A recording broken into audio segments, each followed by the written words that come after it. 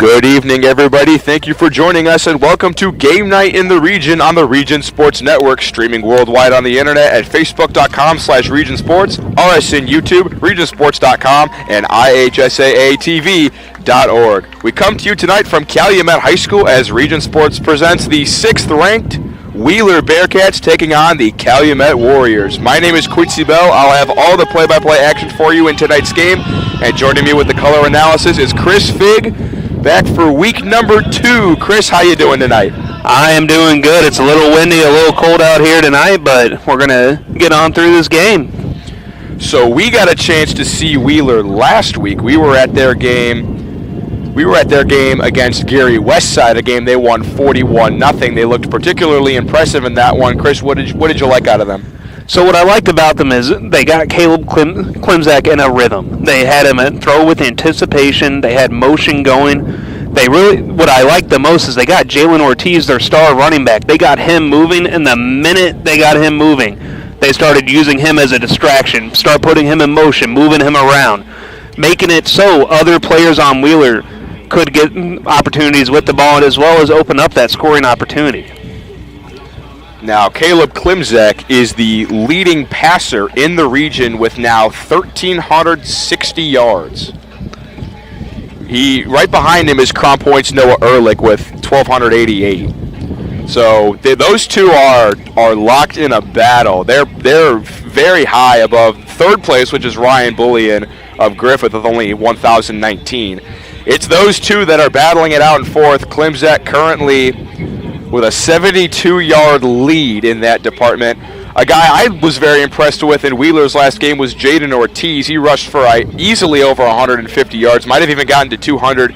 He moved up from 10th to 6th in the region in rushing. He has 650 yards. And also they have two very impressive receivers. Bryce Compton is the leading receiver in the region with 687 yards. And Tyne Vetical, their number 2 receiver, has 420. This is a team that really likes to score. In the games that they've won, it's been them getting to that 30-40 point mark. On the other hand, you look at the Calumet Warriors, they also have an identical record at 4-2. They've had 2 blowout losses, but some nice wins in there. They are coming off a 38-36 win on the road against Whiting. They currently also, just like Wheeler, sit at 1-0 in the Greater South Shore Conference. Griffith, Calumet, and Wheeler are all 1-0 in that conference. It's a 5-team conference, and those 3 are looking to win it, and 2 of them are going to play right now. One of them is going to get their first conference loss. I agree, and I mean, just like last week with Gary West, Calumet is a very similar offense. They like to run the ball. They've got about 1,200 yards rushing this season. Right now, the player that stands out to me for Calumet is 2 players. You got Jalen Hillard, who's their leading rusher, averaging 5.7 yards a carry.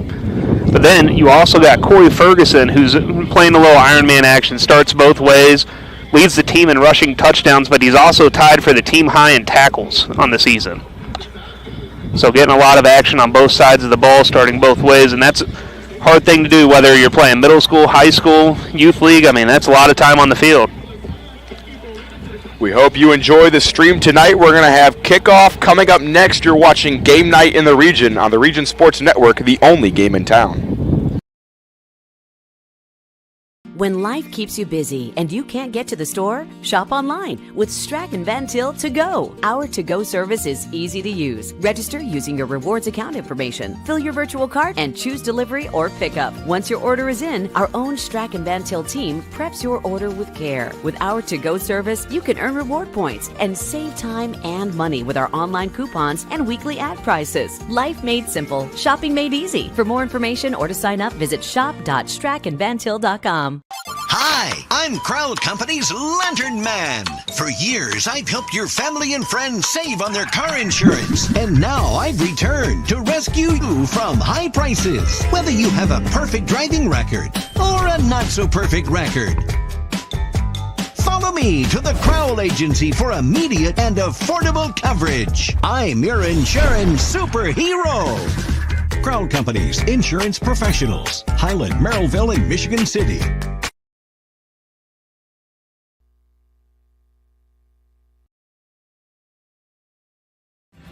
Thinking about what to do after high school? Consider a career with Boilermakers Local 374. As a Boilermaker apprentice, you'll earn while you learn. We offer excellent wages and benefits, and as part of our no-cost hands-on apprenticeship program, you'll learn from the best in state-of-the-art training centers and on the job. Become a union Boilermaker and get on your way to a great career. Find out more, visit www.local374.org or call 219-845-1000. With electrical services from Economy Electric Heating and Cooling, you can radiate the perfect amount of light and energy into your home. From rewiring and code upgrades to ceiling fans, lighting, security, and more, Economy Electric Heating and Cooling's trained electricians will make sure you can enjoy your home on full power all the time. For a free estimate on electrical work, call Economy Electric Heating and Cooling at 219-923-4441, and you can visit them on the web at 4ajobdoneright.com. That's the number 4ajobdoneright.com.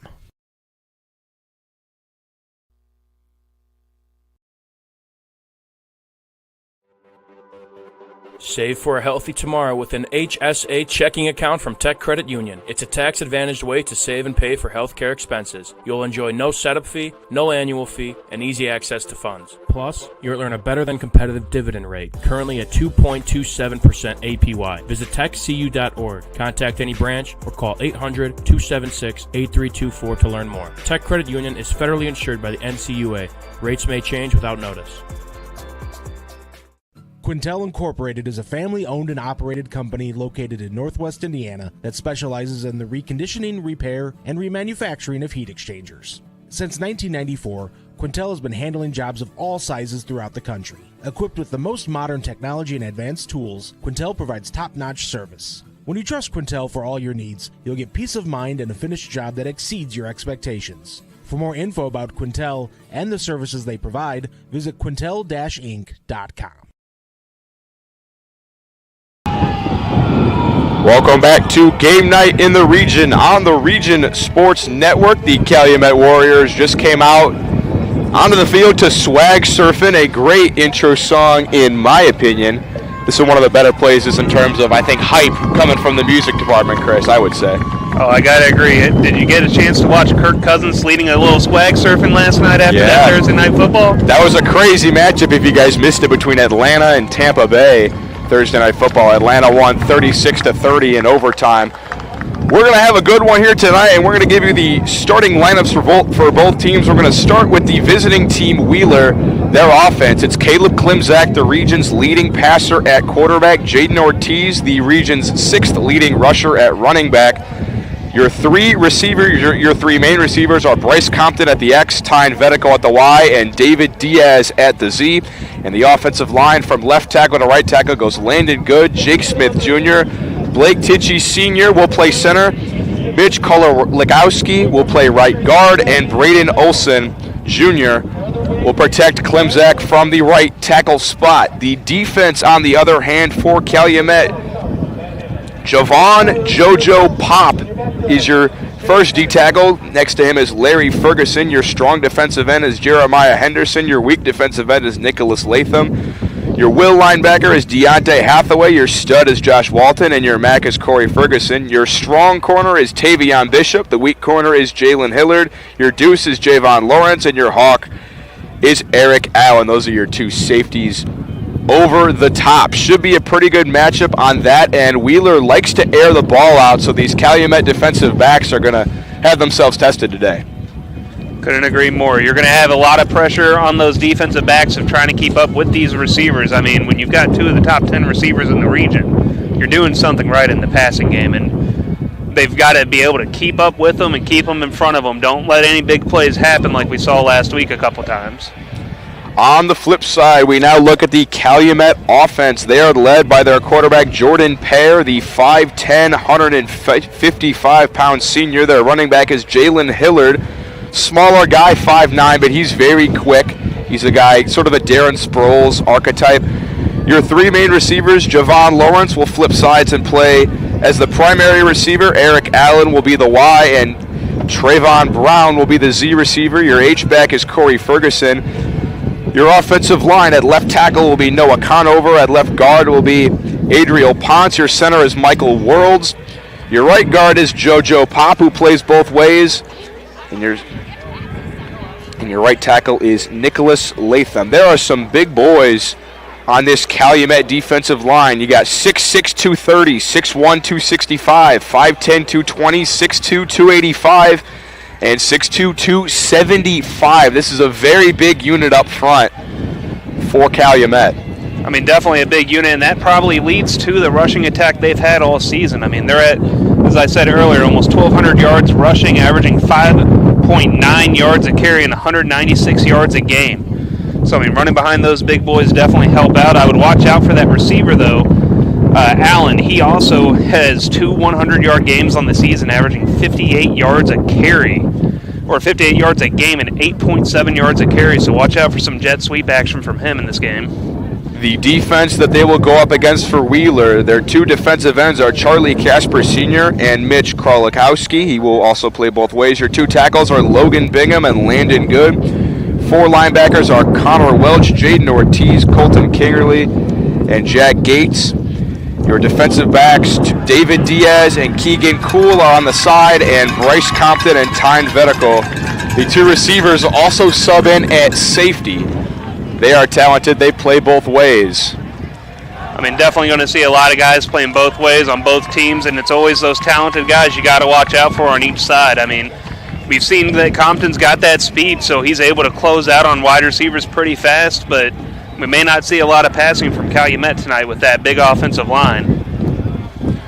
We think this is a great time to give you our Economy Electric Heating and Cooling game day forecast. It's sitting at a nice, cool 63 degrees with 8-mile-an-hour winds. It's a pretty picturesque night for football, and we are set for kickoff. This is a Quintel kickoff. They are proud to sponsor all kickoffs in the region this season. Quintel Incorporated specializes in the reconditioning, repairing, and remanufacturing of heat exchangers. Week 7 in the region features 2 4-2 teams that are 1-0 in conference.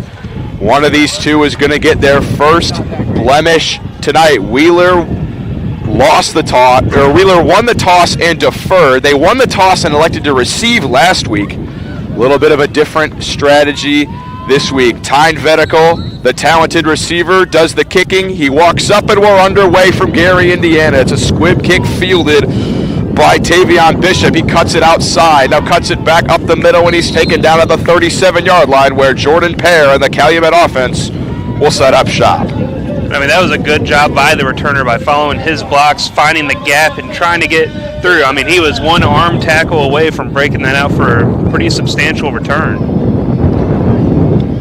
So this is where the Calumet offense will set up shop to begin.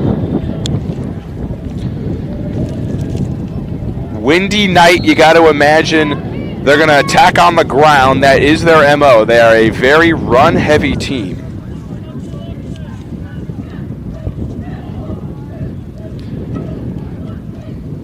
Jordan Player in the gun, hands it off, and he is ramped up for no gain. Coming in on the stop was Landon Good, the tackle.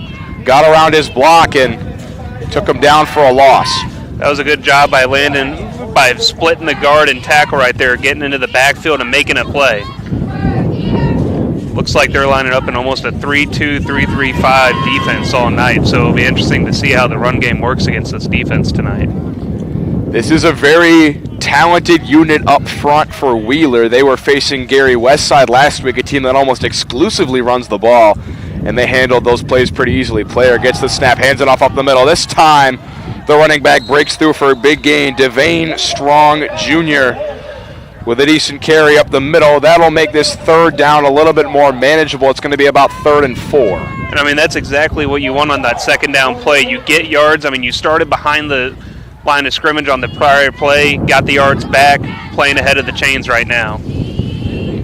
3rd and 5 from the 43-yard line.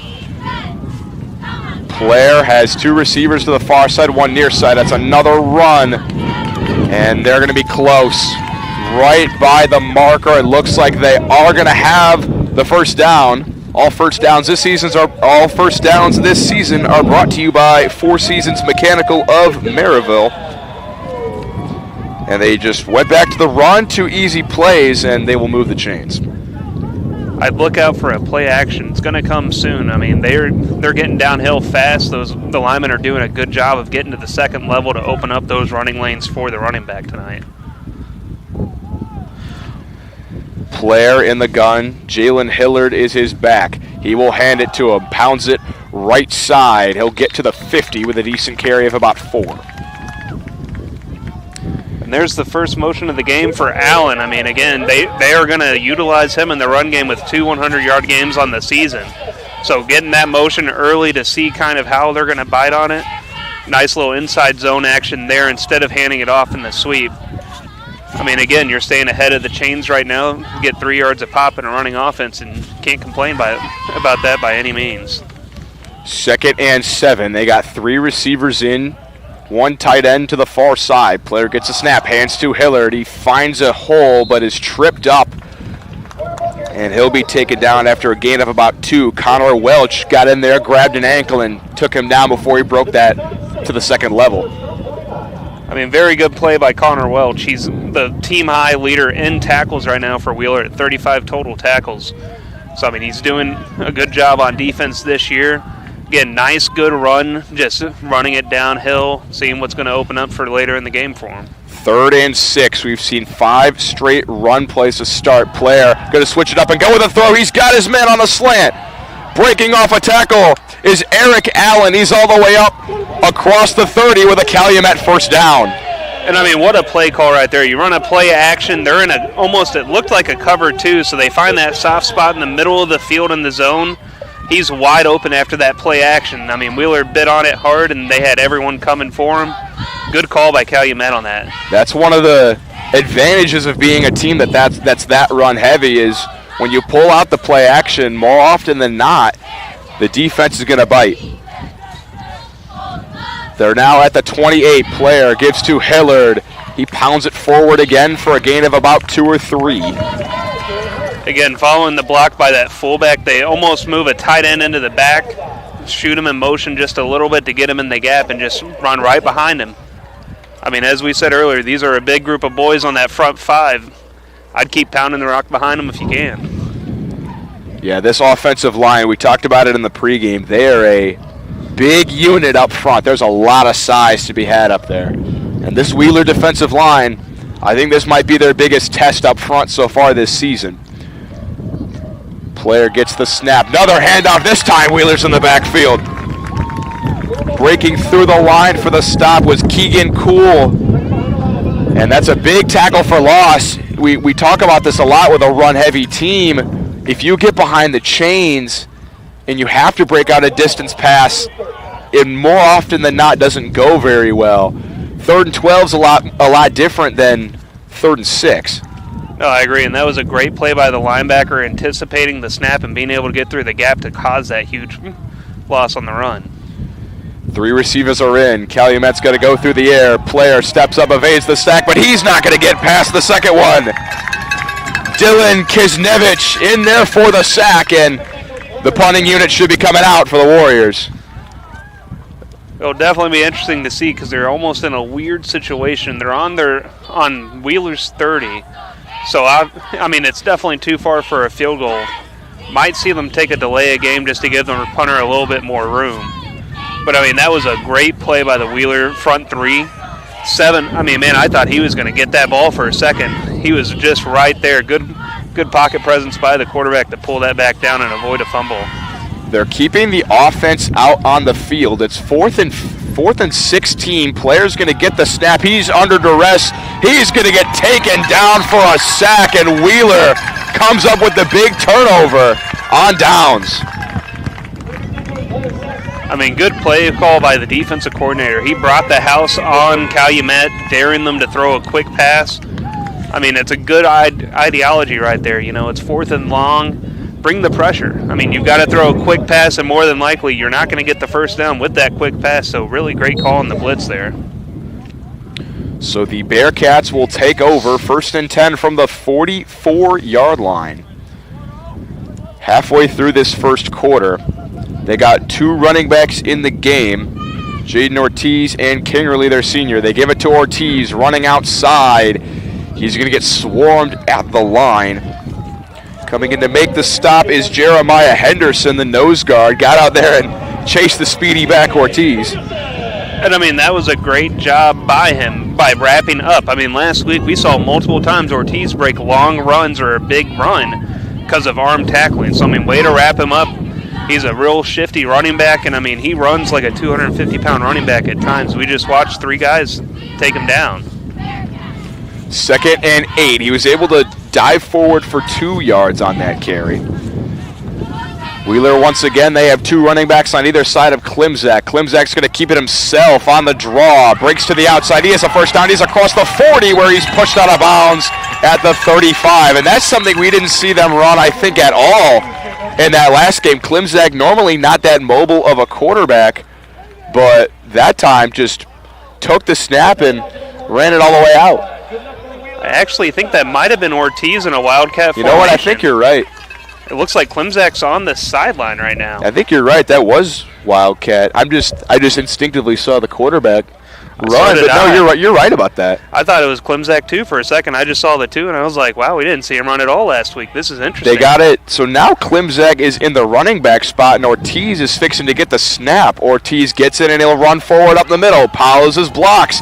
He's all the way up to the 20 with another Four Seasons mechanical first down, and this is very interesting. We haven't seen them run this at all in that last game, especially with their quarterback as the lead blocker. I mean, this is just very interesting because you've got 2 running backs in the backfield, and I mean they are flipping the script compared to last week. They are dedicated to the run game, and I think they're trying to set up the pass game later on. They're in the same formation again. Ortiz will run it left. Can he break it around the corner? He will not. He is taken down by the Calumet New Tech DB, Eric Allen, who came up with the catch on drive number 1. I mean, again, good angle tackle right there, making sure that Ortiz can't get around the corner. Looks like we might get a pass now, or it might be another run. Klimczak's running back onto the field.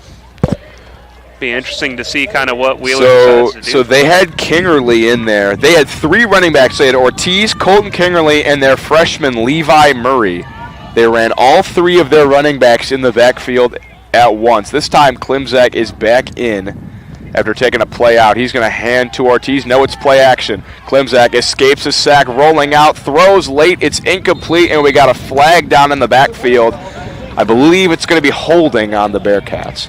I believe you are right there, Quincy. I mean, they always tell you as an offensive lineman, it's better to get 10 than it is your quarterback to get hit at times, especially coming from that blind side. But good job by Klimczak to get the ball out and make sure he's throwing a ball that only his guy can make a play on instead of just throwing up a ball that could have been a potential pick.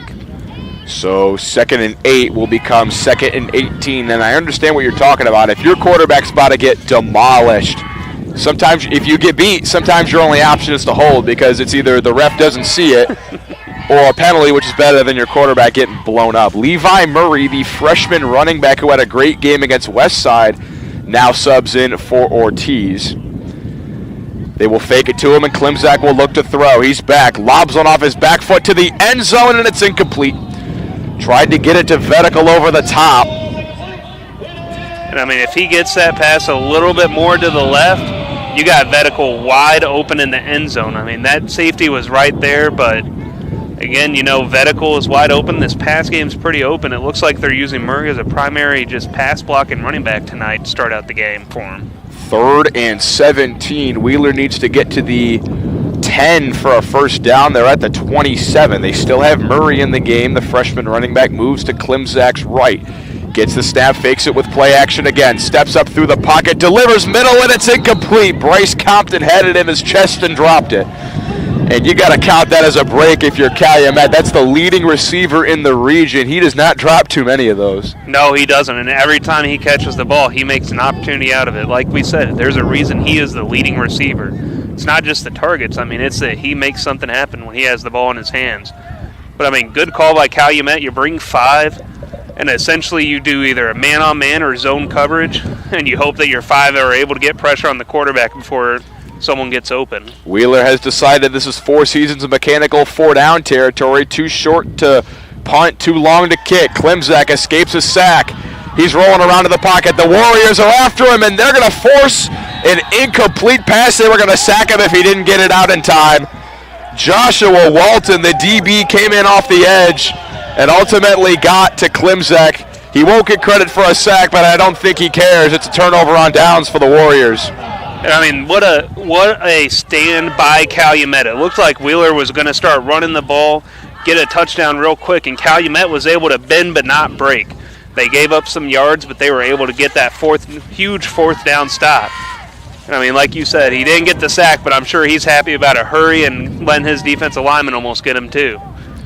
We now switch our cards and look at the Calumet offense again. They got all the way down to the 30 on their first drive, but then took some sacks and ended up with a turnover on downs.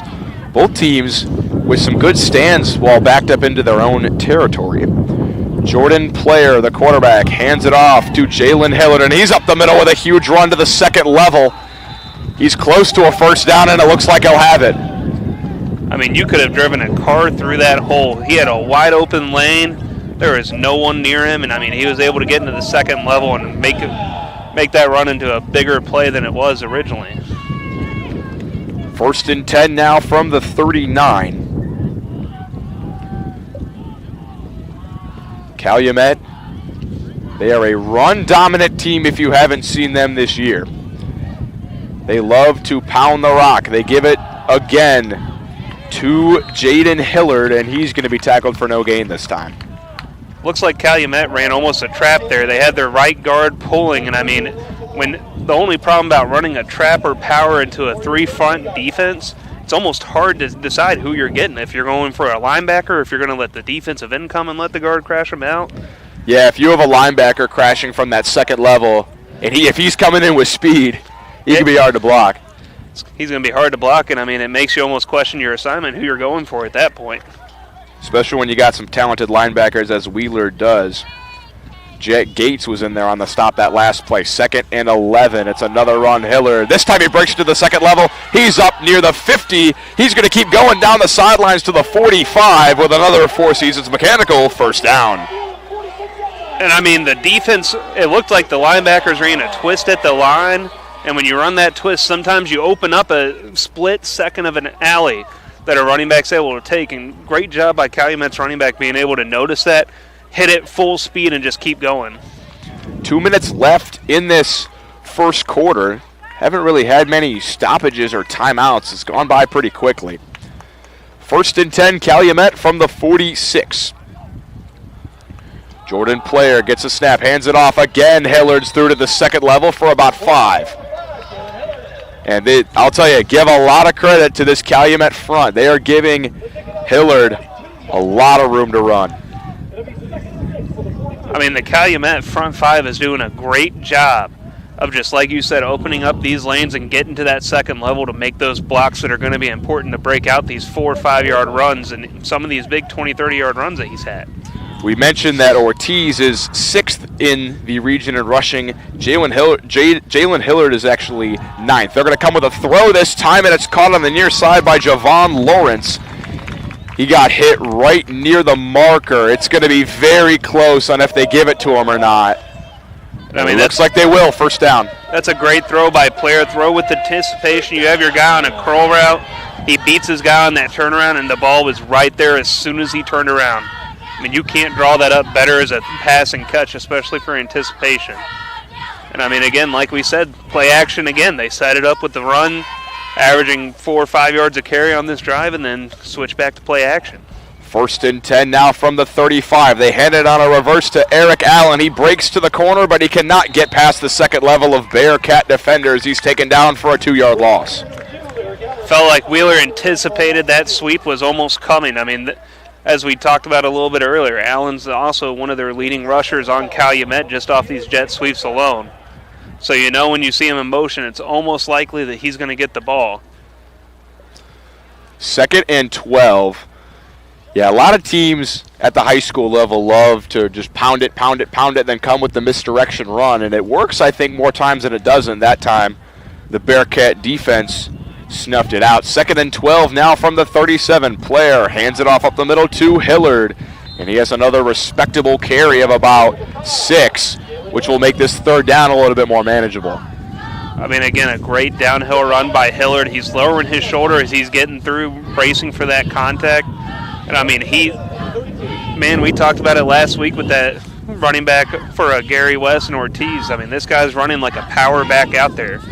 Looks like he's about 200, 225 when he's running. He's only listed at 5'9", 165. It definitely takes a lot to bring him down. We're at 40 seconds to go in quarter number 1. It's been a defensive affair so far. The Warriors looking to get on the board first. They hand it to Hillard, and he is going to be swarmed at the line. And now with 26 seconds, Calumet will most likely decide to go for this on 4th. It'll be 4th and 7 from the 32. I'd imagine they take this to the end of the quarter and talk things over on what they want to do. I mean, I think that would be definitely the better call of the decisions. Give your guys some time, get a breather. I mean, Wheeler is doing a good job on defense of getting penetration. Let your big guys rest on the front 5 and let them get a quick breather for this 4th down play. That's going to be all from quarter number 1. No score so far between Calumet and Wheeler. We'll be back for quarter number 2. After this short break, you're watching Game Night in the Region on the Region Sports Network, the only game in town. If you work with industrial, pneumatics, or hydraulics, and you're in need of maintenance or repair, you need the right connection. For over 20 years, Hose Connections in Hammond has been the premier leader in the hydraulics industry. Hose Connections is a one-stop shop for sales and service of pneumatics and hydraulics. Hose Connections continues to grow their network of industry contacts, which allows them to meet even your toughest expectations. To learn more, visit HoseConnectionsInc.com. Hose Connections in Hammond. Proven under pressure.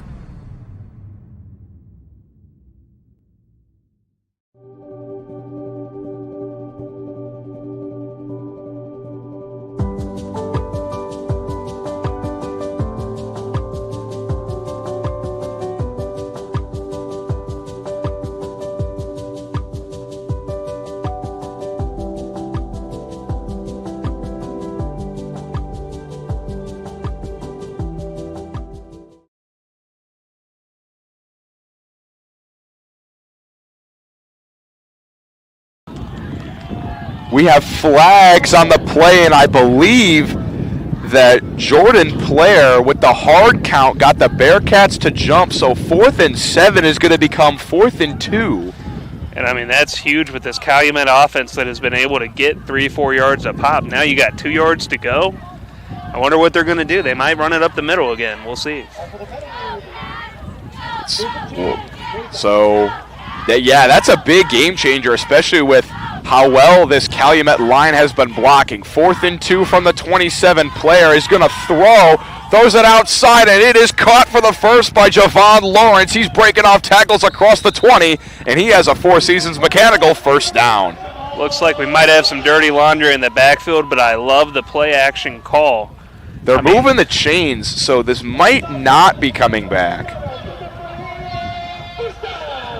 Was it maybe 12? I think they picked up the flag. I don't know. Everyone's stopping. We'll take this time to thank one of our sponsors for this broadcast, Langle's Pizza. They've been a favorite in the region since 1979, serving Northwest Indiana from 3 locations: Highland, Cherville, and Crown Point. Enjoy pizza sandwiches and more for dine-in or carry-out. Order online at langlespizza.com. Langle's Pizza, the official pizza sponsor of the Region Sports Network, and I believe they called unnecessary roughness on Wheeler at the end of that play because Calumet now has it 1st and goal from the 10. I mean, that's a big flag. You had 15 yards onto already a first down carry. I mean, this is big for Calumet here. Player hands it to Hillard. None of the blocks really set up on that run. Wheeler, the D-line, able to crash on that play and get him down for no gain. Looked like there might have been a little bit of miscommunication on the front 5 because 2 of the guys that were on the defense tackle were in the secondary out of nowhere. So I wonder if they just had a miscommunication on who was maintaining the block and going for the linebacker, or just a good play by the defensive tackle. They did say that Hillard dove forward for 2 yards. The scoreboard says 2nd and 8. 1 minute down in quarter number 2. Calumet looking to get on the board first. They hand it to Hillard, and Wheeler is in the backfield. Coming in off the edge for the TFL was Connor Welch again. We've called his name a lot so far. He has been everywhere. And now it'll be 3rd and 9. I mean, Connor Welch has been all over the field for the defense. Every time he's blitzing, he's able to guess that count just by a hair to where he gets an advantage on those offensive linemen. I mean, that's hard to do, especially because the offensive line knows what the snap count is. 3rd and goal from the 9 upcoming. You got to imagine Calumet's going to go through the air. They will. Player looking far side. It's caught at the goal line and into the end zone is Javon Lawrence for a Warrior touchdown. And I mean, what good blocking by the front 5. Gave your quarterback plenty of time. For a second, I thought the Wheeler linebacker was going to get a hand on the ball. But I mean, great touch pass from Player being able to get it to his wide receiver. And a great play by the wide receiver by spinning around and making sure that ball's in the end zone. The underdogs have the number 6 team on the ropes. Calumet has drawn first blood, and they're going to keep the offense on the field and go for 2. Player gets the snap, hands it on the reverse. Can Eric Allen get the edge? Yes, he can. 8-0, the lead for the Calumet Warriors. Will Wheeler have a response? We're going to find out next on the Region Sports Network, the only game in town. Have you checked out Centier Bank's student checking account? This no-fee checking account is perfect for students and teens ages 14 to 24 and comes with all the features you need to succeed, such as a debit card, digital banking, and automatic deposit. Centier Bank can help you start establishing good spending habits today for your better tomorrow. For more information, visit Centier.com/student-checking or visit your local branch. If you are under the age of 18, your parent or guardian must also sign on the Centier student checking account. At the age of 25, your account will automatically convert to the Centier checking account. You must deposit $25 to open this account. This account is not eligible for overdraft advantage. Member FDIC.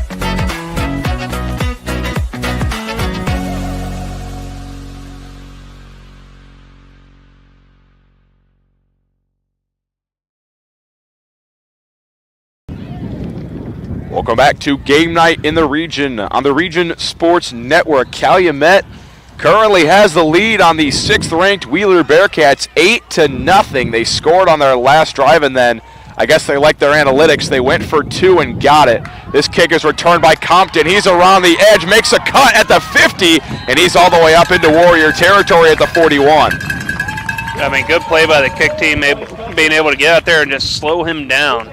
But, I mean, back to that 2-point conversion, as I was just talking to you about at the break, Quincy. Like that attitude run from Allen. He knew he had it, still lowered his shoulder, seeing that safety, just proving a point of we're here tonight. And we're not scared to hit you. We're not scared to make contact. Make sure you stay with us for halftime as we'll present the Hose Connections halftime report. They're proven under pressure. They've been proud to connect the first and second half there on Kennedy Avenue in Hammond. We'll talk about some other games that are going on in the region and give you all the analysis from this first half. Klimzak throws far side, caught. Vetical breaks off a tackle. He's going to be close to a Four Seasons mechanical first down, and he has it. We got a late flag coming in at the end of the play. I'm wondering if these are going to be some offsetting penalties, because there's one in the middle of the field too, but you know, Wheeler switching it up this drive, opening up with the pass right away, get it to his guy, Vetical. I mean, good pass, good run after the catch. Curious to see what these penalties are on the team. So there was one at the second level at about 5 yards past the first, and then there's one where Vetical was tackled at the 30. So we might see a little bit of maybe holding and a late hit, potentially. We'll see. The umpires are talking. We're going to take this time to tell you about another one of our sponsors, Squeegee's Pizza in Griffith. They are located at 106 South Broad Street in Griffith. Give them a call at 219-924-6000. For pickup or delivery, it's Squeegee's Pizza of Griffith, the best on the Broad. Looks like we got a face mask on the defense and a holding on the offense, so little bit of a drive killer as you get the momentum going to start out right there. So Wheeler is going to be backing up here. We're 3 minutes into quarter number 2.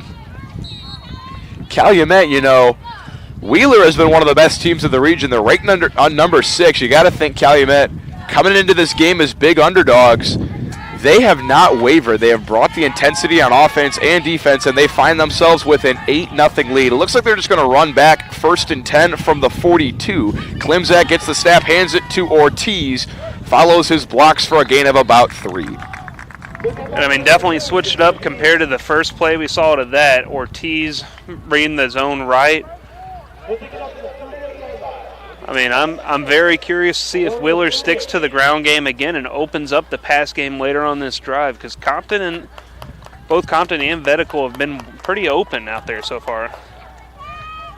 Compton is alone to the far side. Vetical is in the slot on the near side, and they have David Diaz on the outside, closest to us. Klimzak gets the snap, hands it to Ortiz, running left, cuts it back middle. He's through to the second level, and now he's past the safeties. He gets upended at the 11. Big distance run has them in the red zone. And Ortiz has done such an excellent job, just from my observation over the past 2 weeks, of just reading his blocks, being able to make a man miss and just get through into that secondary. He was one skip hop away from just jumping over that guy and being in the end zone. That was Eric Allen, the DB, that came in with that last hit to prevent Ortiz from getting into the end zone. They're at the 12 for 1st and 10. Klimzak with the snap, hands it to Ortiz, running left. Gets all the way through to the second level, and he's down at the 4. And this Calumet front is going to have to come up with a strong stand. It's been a healthy dose of Ortiz.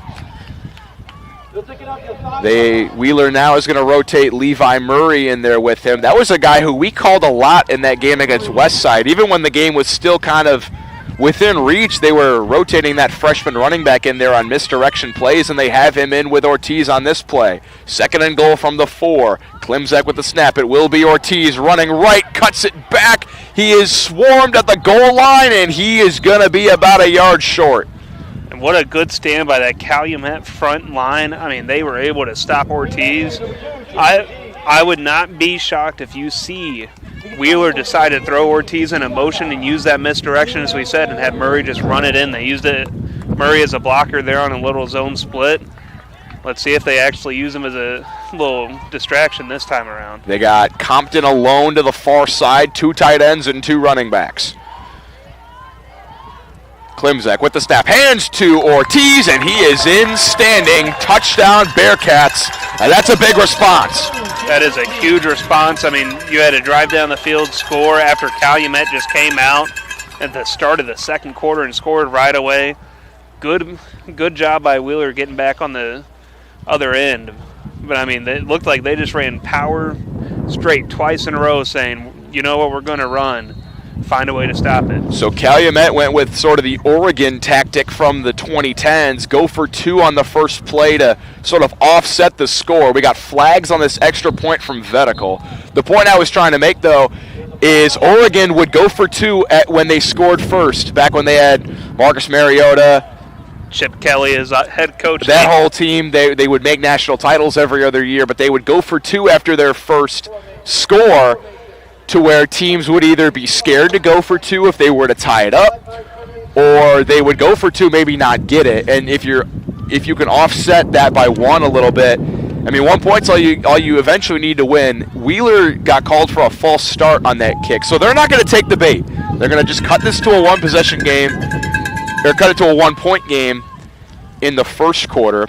Vetical is a strong kicker and receiver. This extra point is up from 5 yards back. He booms it 30 yards past the goalpost. 8-7, the Warriors still have the lead. We'll be back on the Region Sports Network, the only game in town. For over 100 years, Burns Funeral Home and Crematory has been assisting families in their time of need. Serving Northwest Indiana, the staff at Burns Funeral Home will help guide your family in creating a meaningful ceremony. From a simple to elaborate, to traditional or unique, the caring family at Burns Funeral Home will tailor a ceremony to fit your needs. And for your other loved ones, Burns Funeral now has a pet cemetery and crematory. Visit burnsfuneral.com or give them a call at 219-942-1117. Four Seasons Mechanical proudly serves Northwest Indiana, providing quality, reasonably priced, reliable service. With a quality and comfort guarantee, the professionals at Four Seasons Mechanical offer a wide range of services in heating, ventilation, and air conditioning. Whether it's residential or commercial, Four Seasons Mechanical is there 24/7. To find out more, the website is fourseasonsmechanical.com or give them a call at 219-756-7020. Four Seasons Mechanical, your indoor air quality specialist. Welcome back. The kick is away for Wheeler after they just scored to get this to a 1-point game. Calumet on the return, breaking off tackles is Hillard, the running back. He's trying to reverse field, and he will. He's across the 30. He has blocks at the 40, where he is taken down from behind. Man, he is tough to bring down. He's been hard enough to bring down in the run game. Then he got about 15 extra yards on that kick return. I mean, that's just fighting for extra yards. And I feel like we are going to keep calling Hillard's name a lot on just the fact he keeps his feet moving, he keeps running. I mean, it doesn't look like he's slowing down. I'd hate to get him in an open space like they were on kickoff, as you said. I mean, he seems like he can be dangerous all over the field. So Calumet scored their last time out. It was a throw from Jordan Player to Javon Lawrence from 7 yards out. And they will set up shop at the 41-yard line to start this drive. It was a healthy dose of Javon Hillard to get them down there. And now we got whistles and flags. Looked like there was some movement on the defensive line. And it looks like the refs did get them moving across this line of scrimmage. Yeah, and Wheeler had a big encroachment penalty on the last drive. Calumet was down to 4th and 7. The penalty made it 4th and 2. And so now Calumet's going to have a 1st and 5 to start this drive now from the 46. And when you're playing these run-heavy teams, you do not want to jump off sides. I mean, I know it's tempting to try to beat the snap and get through the gaps, but I mean, you just gave them the ability to be 1st and 5 compared to 1st and 10. And now we got some more whistles. Eric Allen was in motion across the formation, and then play was stopped. He kind of threw his hands up looking a little frustrated. Now the refs are going to whistle again, put the ball in play, and there's a Wheeler Bearcat who's racing off the field, and now he's going to come back in. That's Keegan Cantone coming in for Vetical at safety. Wheeler likes to rotate their safeties a lot. Compton and Vetical are their 2 primary safeties and their 2 primary receivers, but when you got guys playing both ways, you like to keep some fresh bodies out there. 1st and 5 now after all of that from the 46. Allen in motion. Instead, they give it to Hillard, and he's going to be swarmed at the line for a loss of 1. I mean, a good job by the Wheeler defense by being able to swarm, and instead of being 1st down again, I mean, they were able to get a 1-yard loss, making it 2nd and 6. I mean, again, Calumet's still ahead of the chains right now. So, if I'm them, I'm going back to the play action. I feel like the play action has really opened up for them. So, we'll see if they continue with it. They've gotten Wheeler multiple times with the play action. Jordan Player has made some timely passes when he needs to. They are going to go with the play action. They throw it back to Allen on the bubble screen, and he is going to be taken down at the line of scrimmage, and it was honestly a minor miracle that he even got back that far. I mean, it looked like he was going to be down for a 4-yard loss. Hats off to Allen for fighting for those yards to get back to the line of scrimmage. So now it'll be 3rd and 7. He lost 1 yard on that play. I thought he was going to turn around and throw for a second. We saw Westside last week pull out a double pass against this strong Bearcat defense. I was thinking the same thing. I was looking for a receiver on the far side streaking down the field and wondering if they were about to throw it again. It looked like he kind of thought about it for a second. I don't know if that was the play design or not. Player on 3rd and 7 will throw. He has good protection. Steps up in the pocket, and he's taken down at the line of scrimmage. looked almost as if it was a designed quarterback run, quarterback draw, because, I mean, he was dropped back for maybe a split second and started running immediately. That was Colton Kingerly, the sophomore, who came up and met Player at the second level. If Player broke that tackle, he had an easy first down, but that was a great open field tackle. They're up now to 4th and 4. 5 minutes to go in the half. It looks like Calumet's contemplating whether or not they want to go for this. They're looking towards the sidelines, and they got 5 on the play clock. They're probably going to take a timeout and talk things over. And they will. 4th and 4 upcoming after this short break. You're watching Game Night in the Region on the Region Sports Network, the only game in town. Blythe's Team Sports in Valparaiso is a leader in athletics apparel and equipment sales. With in-house production including screen printing, trophies, embroidery, and more, Blythe's can help you to create the perfect look. For more information, visit them online at teamblythes.com. Blythe's Team Sports in Valparaiso, where the athletes shop.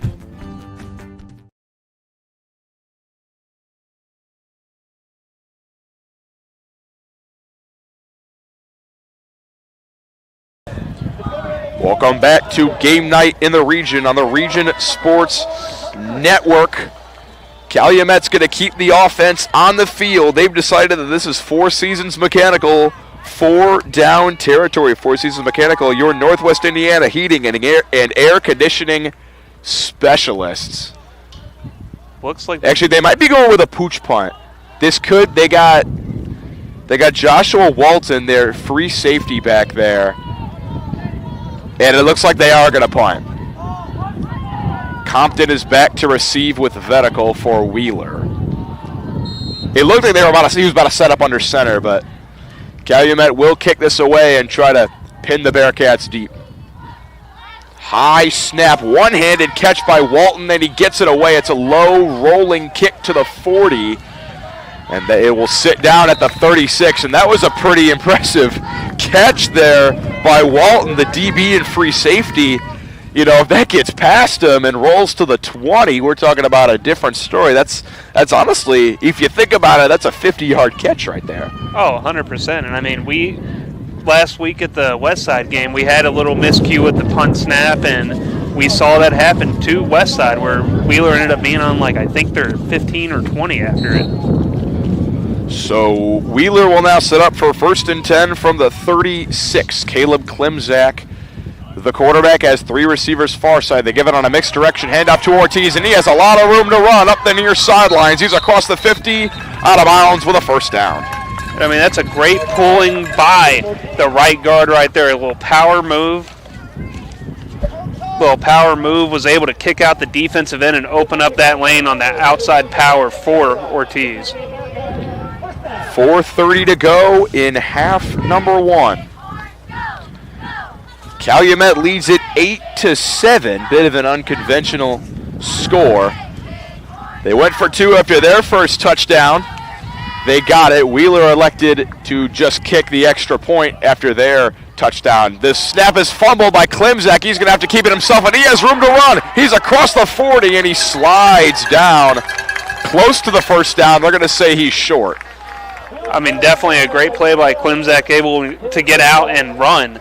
But, I mean, also, let's talk about that right tackle a little bit. We saw a little bit of a different kind of a pull motion. It's essentially a skip pull. He basically skips behind the tight end, kick out the outside linebacker. They were setting up for a pretty big run, I'm sure, to Ortiz again.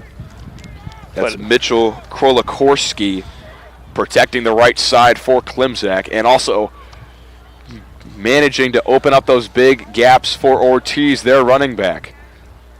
They got Levi Murray on the bubble. They're going to pitch it to him. Murray has the first down across the 35. He is a tough running freshman, and that's the first time I think we've really seen Wheeler go to a pitch. Most of their runs are counters, stretches, and dives. That's the first time they go to a pitch with sort of their power running back, and he gets the first down. I mean, definitely a great play call. You get your linemen out in space as they're coming around, and it gets your power back out in space as well. And, I mean, you've got all of Calumet blitzing on the inside. It opens up the outside. 3 minutes left to go in half number 1. Klimzak will look to throw. He fires middle, and it's incomplete. A little bit too high for Compton. We've yet to call his name for a catch today. He's had some good returns, but he dropped a first down earlier in the game. That time, the pass was a little too tall for him. And I think Calumet, give them credit, give these DBs credit. They've done a good job of keeping him in check. I mean, 100%. And you know Klimzak's got to be breathing a sigh of relief after seeing that ball bounce off his receiver's hands and almost land in Calumet's hands. 2nd and 10. Klimzak gets the snap. Misdirection, handoff to Ortiz. He's going to be taken down at the second level after a carry of about 5. And you know we're right back to that trap action. I mean, Wheeler runs a lot of trap, power, stretch, inside zone. And as you said, we haven't seen a lot of outside zone, so you're running in between their 2 big guards and Jake Smith and Kroloski. And I mean, they have been doing a good job of opening up those lanes in the middle. Been doing a good job of kicking out the defensive end or defensive tackle as well. 3rd and 5. This is a massive play in this game. Wheeler will get the ball to start half number 2. You don't want them to potentially double dip, score on each ends of the half. We got whistles, and the Bearcats are going to call a timeout and talk things over. We'll be back in 30. You've been watching Game Night in the Region on the Region Sports Network, the only game in town. Blythe's Team Sports in Valparaiso is a leader in athletics apparel and equipment sales. With in-house production including screen printing, trophies, embroidery, and more, Blythe's can help you to create the perfect look. For more information, visit them online at teamblythes.com. Blythe's Team Sports in Valparaiso, where the athletes shop.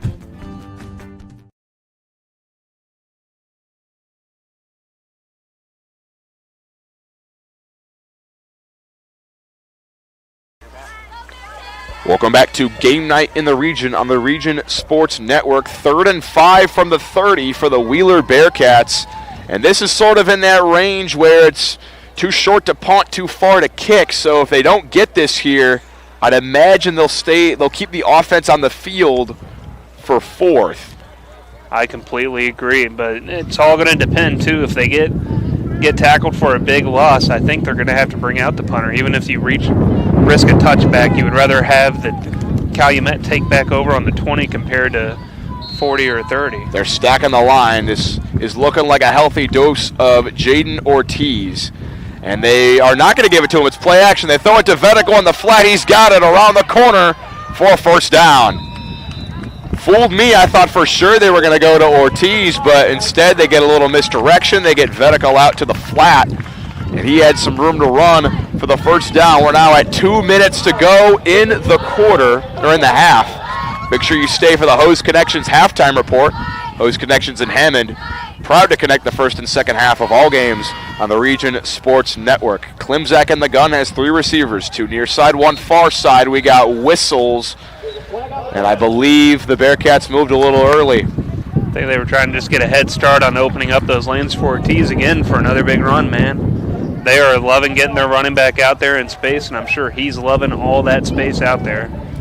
I'm sure the Wheeler coaching staff is not too pleased with the amount of flags that they've had. They've had 2 encroachments on the defensive end and now 2 false starts on the offensive end. And you can't forget that unnecessary roughness that led to a Calumet touchdown, too.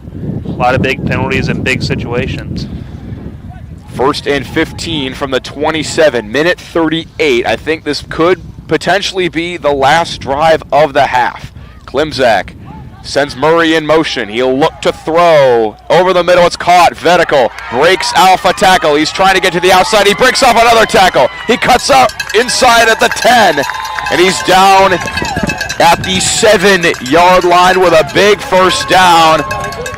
It'll be 1st and goal, and Wheeler, you know, this is where games are won and lost, those drives at the end of the half and going into the second half. You know, they get the ball to start the second half. If they can score here, potentially double dip, that would not be good for Calumet. They're going to look to come up with a big stand here. We're now under a minute to go in this half. I mean, Vedical has been the go-to guy on this drive, and he's just come to the sideline, so curious to see who they go with this time. They're going to go with Ortiz, bouncing it outside, cuts up ahead, and he's into the end zone. Touchdown, Bearcats. They've taken the lead for the first time today. I mean, again, you've got that right side of the offensive line with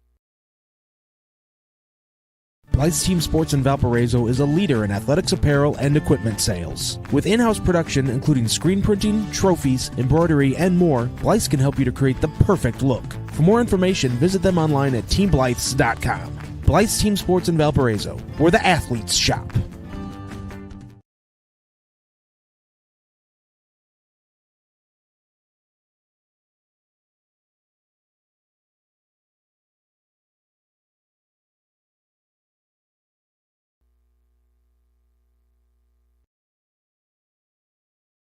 When life keeps you busy and you can't get to the store, shop online with Strachan Van Til To Go. Our to-go service is easy to use. Register using your rewards account information, fill your virtual cart, and choose delivery or pickup. Once your order is in, our own Strachan Van Til team preps your order with care. With our to-go service, you can earn reward points and save time and money with our online coupons and weekly ad prices. Life made simple, shopping made easy. For more information or to sign up, visit shop.strachanvantil.com. Hi, I'm Crowd Company's Lantern Man. For years, I've helped your family and friends save on their car insurance. And now I've returned to rescue you from high prices. Whether you have a perfect driving record or a not-so-perfect record. Follow me to the Crowd Agency for immediate and affordable coverage. I'm your insurance superhero. Crowd Company's insurance professionals. Highland, Merrillville, and Michigan City.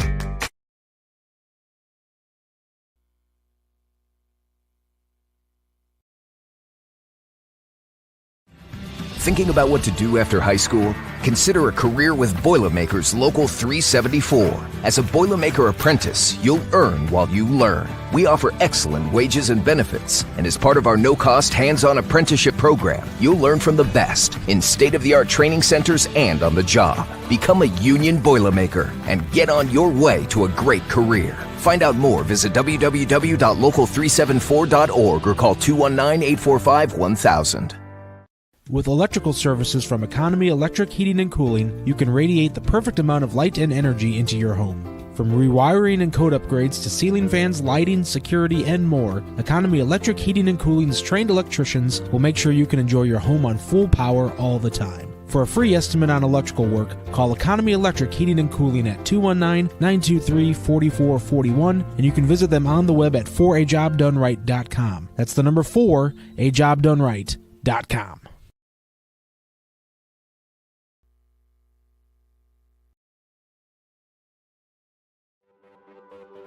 Save for a healthy tomorrow with an HSA checking account from Tech Credit Union. It's a tax-advantaged way to save and pay for healthcare expenses. You'll enjoy no setup fee, no annual fee, and easy access to funds. Plus, you'll earn a better-than-competitive dividend rate, currently at 2.27% APY. Visit techcu.org, contact any branch, or call 800-276-8324 to learn more. Tech Credit Union is federally insured by the NCUA. Rates may change without notice. Quintel Incorporated is a family-owned and operated company located in Northwest Indiana that specializes in the reconditioning, repair, and remanufacturing of heat exchangers. Since 1994, Quintel has been handling jobs of all sizes throughout the country. Equipped with the most modern technology and advanced tools, Quintel provides top-notch service. When you trust Quintel for all your needs, you'll get peace of mind and a finished job that exceeds your expectations. For more info about Quintel and the services they provide, visit quintel-inc.com.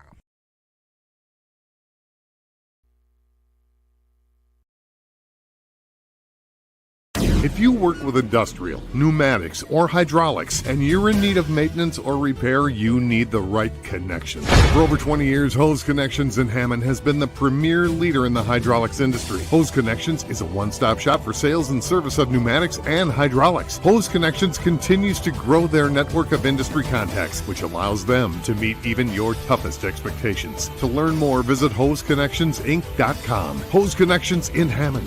Proven under pressure.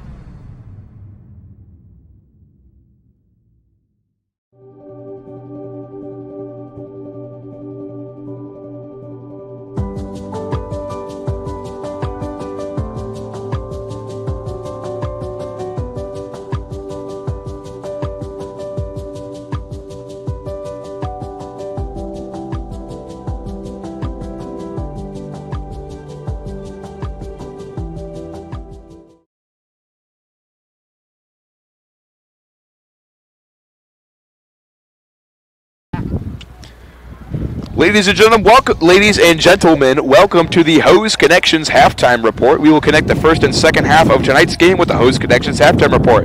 They are proven under pressure.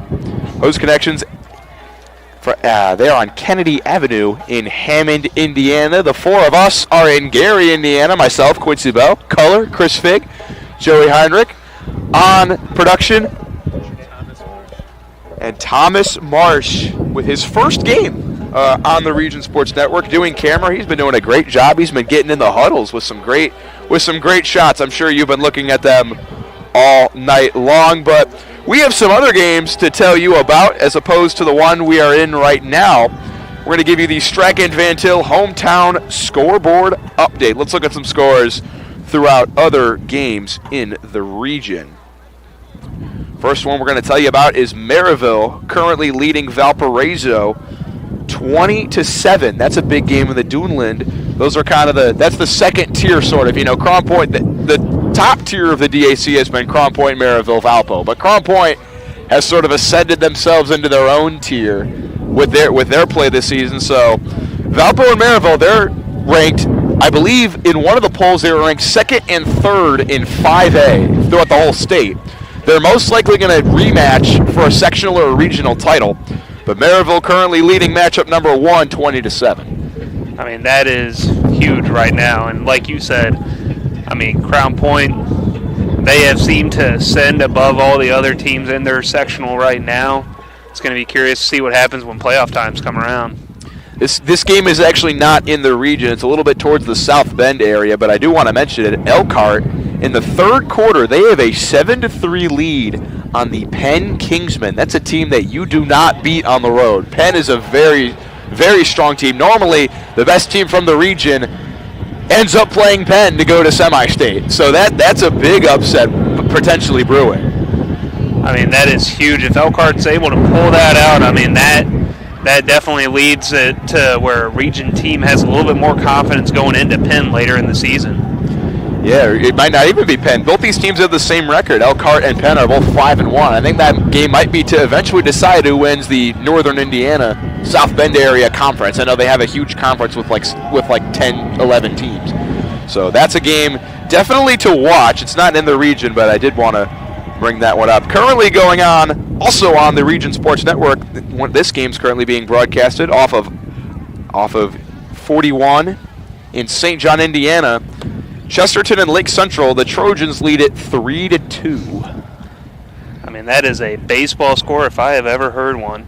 It might be a scoregami. I don't think I've ever seen a 3-2 score in football. Chesterton, I think Auburn took down Mississippi State 3-2 in 2008. Oh, wow. That tells you I know a little bit too much when it comes to college football. That is the way Chesterton likes to play, though. They won their game last week against Portage 10-6. They like to keep games with their defense, and their quarterback is also hurt. I did hear that on the regional talk show that Chris and Mike do every single week. They are without their starting quarterback, but the defense has picked it up, and the defense is the only thing that's even scored for Lake Central with that safety. Currently, Lowell and Kankakee Valley, 2 and 4 teams, are locked in a 0-0 tie in quarter number 2. Our game, Calumet and Wheeler, 14-8 in favor of the Bearcats. We'll get more into that later in the halftime. Also going down for some more scores. Big one in the Northwest Crossroads Conference. Hanover Central leads Hobart 14-7. Both those teams are 4-0 in conference. I believe that is to decide who will end up winning the conference. Hanover won it last year in their first year in the conference. And they currently have a touchdown lead against the Brickies. That is definitely a big game. Having home field advantage in the postseason is one of the best things that can happen for your team.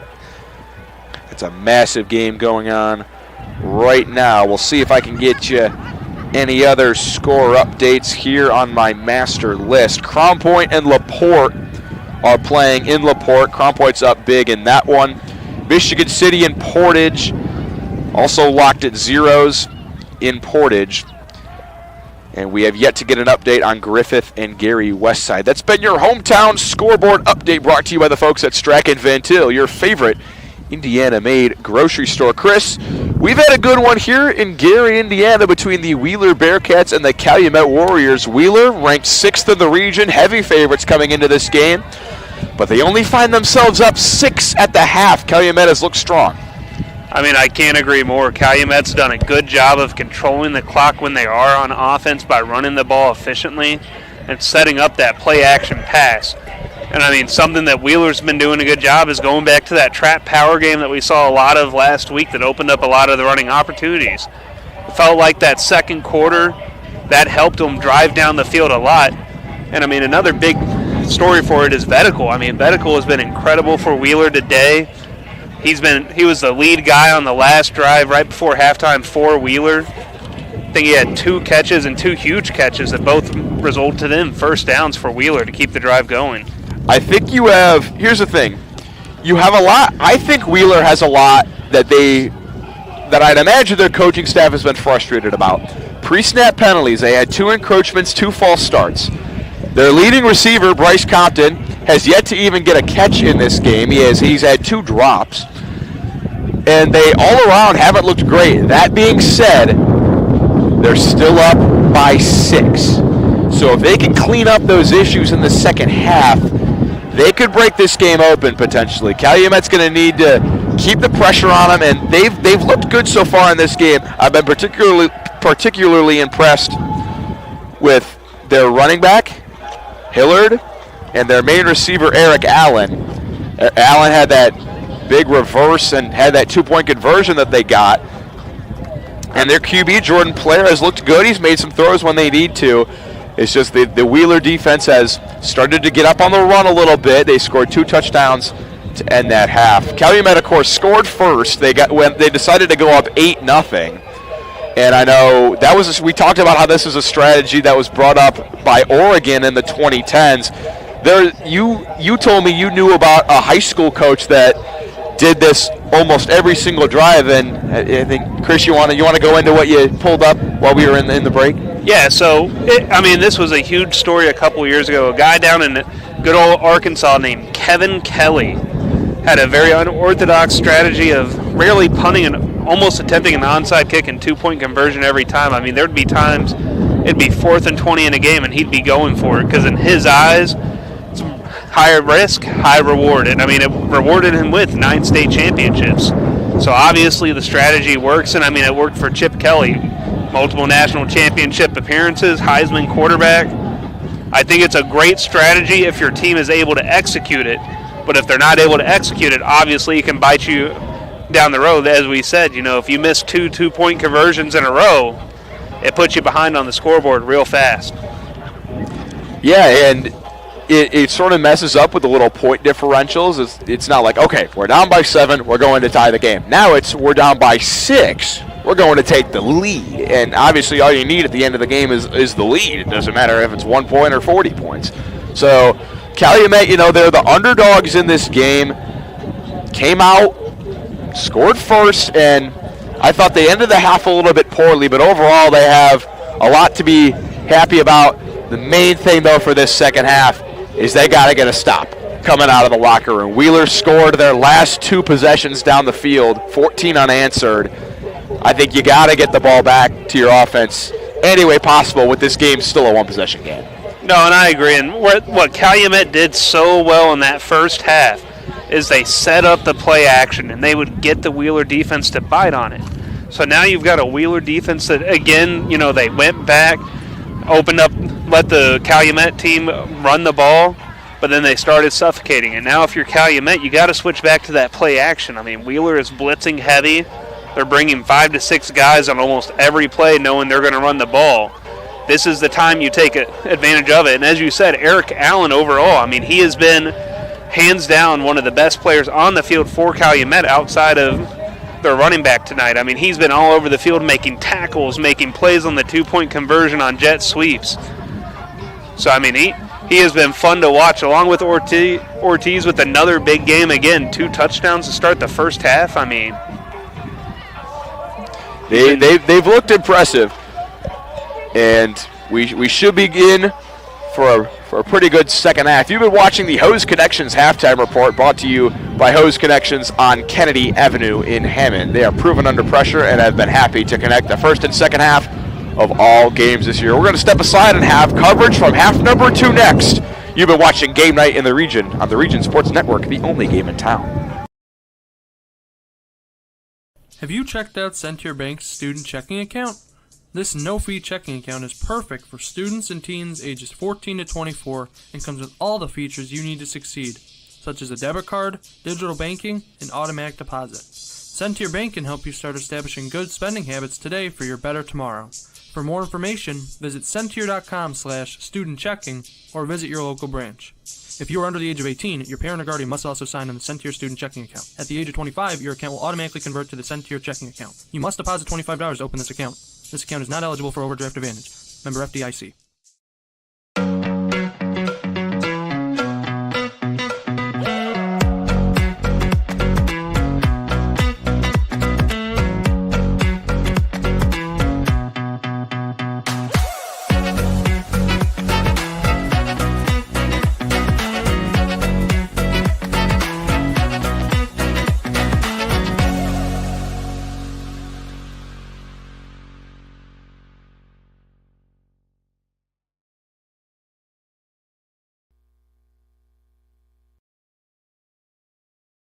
For over 100 years, Burns Funeral Home and Crematory has been assisting families in their time of need. Serving Northwest Indiana, the staff at Burns Funeral Home will help guide your family in creating a meaningful ceremony. From a simple to elaborate to traditional or unique, the caring family at Burns Funeral Home will tailor a ceremony to fit your needs. And for your other loved ones, Burns Funeral now has a pet cemetery and crematory. Visit burnsfuneral.com or give them a call at 219-942-1117. Four Seasons Mechanical proudly serves Northwest Indiana, providing quality, reasonably priced, reliable service. With a quality and comfort guarantee, the professionals at Four Seasons Mechanical offer a wide range of services in heating, ventilation, and air conditioning. Whether it's residential or commercial, Four Seasons Mechanical is there 24/7. To find out more, the website is fourseasonsmechanical.com or give them a call at 219-756-7020. Four Seasons Mechanical, your indoor air quality specialist. Welcome back to Game Night in the Region on the Region Sports Network. We are set for half number 2 here from Gary, Indiana. We'd like to thank one of our sponsors of tonight's broadcast, Langel's Pizza. They've been a favorite in the region since 1979, serving Northwest Indiana from 3 locations, Highland, Cherville, and Crown Point. Enjoy pizza, sandwiches, and more for dine-in or carry-out. Order online at langelspizza.com. Langel's Pizza, the official pizza sponsor of the Region Sports Network. Wheeler won the toss at the start of the game and elected to defer to the second half. So they're going to get the ball first on this Quintel second half kickoff. They've been specializing in the reconditioning, repairing, and remanufacturing of heat exchangers since 1994. So the Warriors will kick it away, and Wheeler will try to quickly make this a 2-possession game here to start half number 2. They lead it by 6. Coach Zubel, Chris Figg on the call for you today. We hope you're enjoying the stream. And we got 24 more minutes of football to play. Calumet looks like they're going to switch something up on their kickoff. They're just switching everyone from the left side to the right side. They're going to kick it deep to the Bearcats.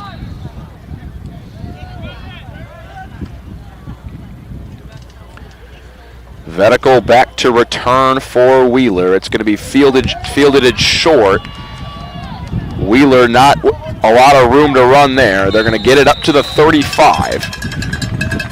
And that's where the Bearcat offense will take over. They scored 2 touchdowns on their last 2 drives of half number 1. Chris, what does this Calumet defense need to change up in this second half? I mean, what they need to change up is when that defensive end or defensive tackle feels that they're getting through to the back, they got to squeeze and prevent that trap power. But also, you've got to honor the pass. I mean, this is a very high-power Wheeler pass attack. So, I mean, just, again, sit on those pulling traps and make sure you're sitting in the backfield waiting for the running back. Klimzak will look to throw. He pump fakes. He has all day in the world to throw. Now he's running out of it. Throws late to the sidelines, and it's incomplete.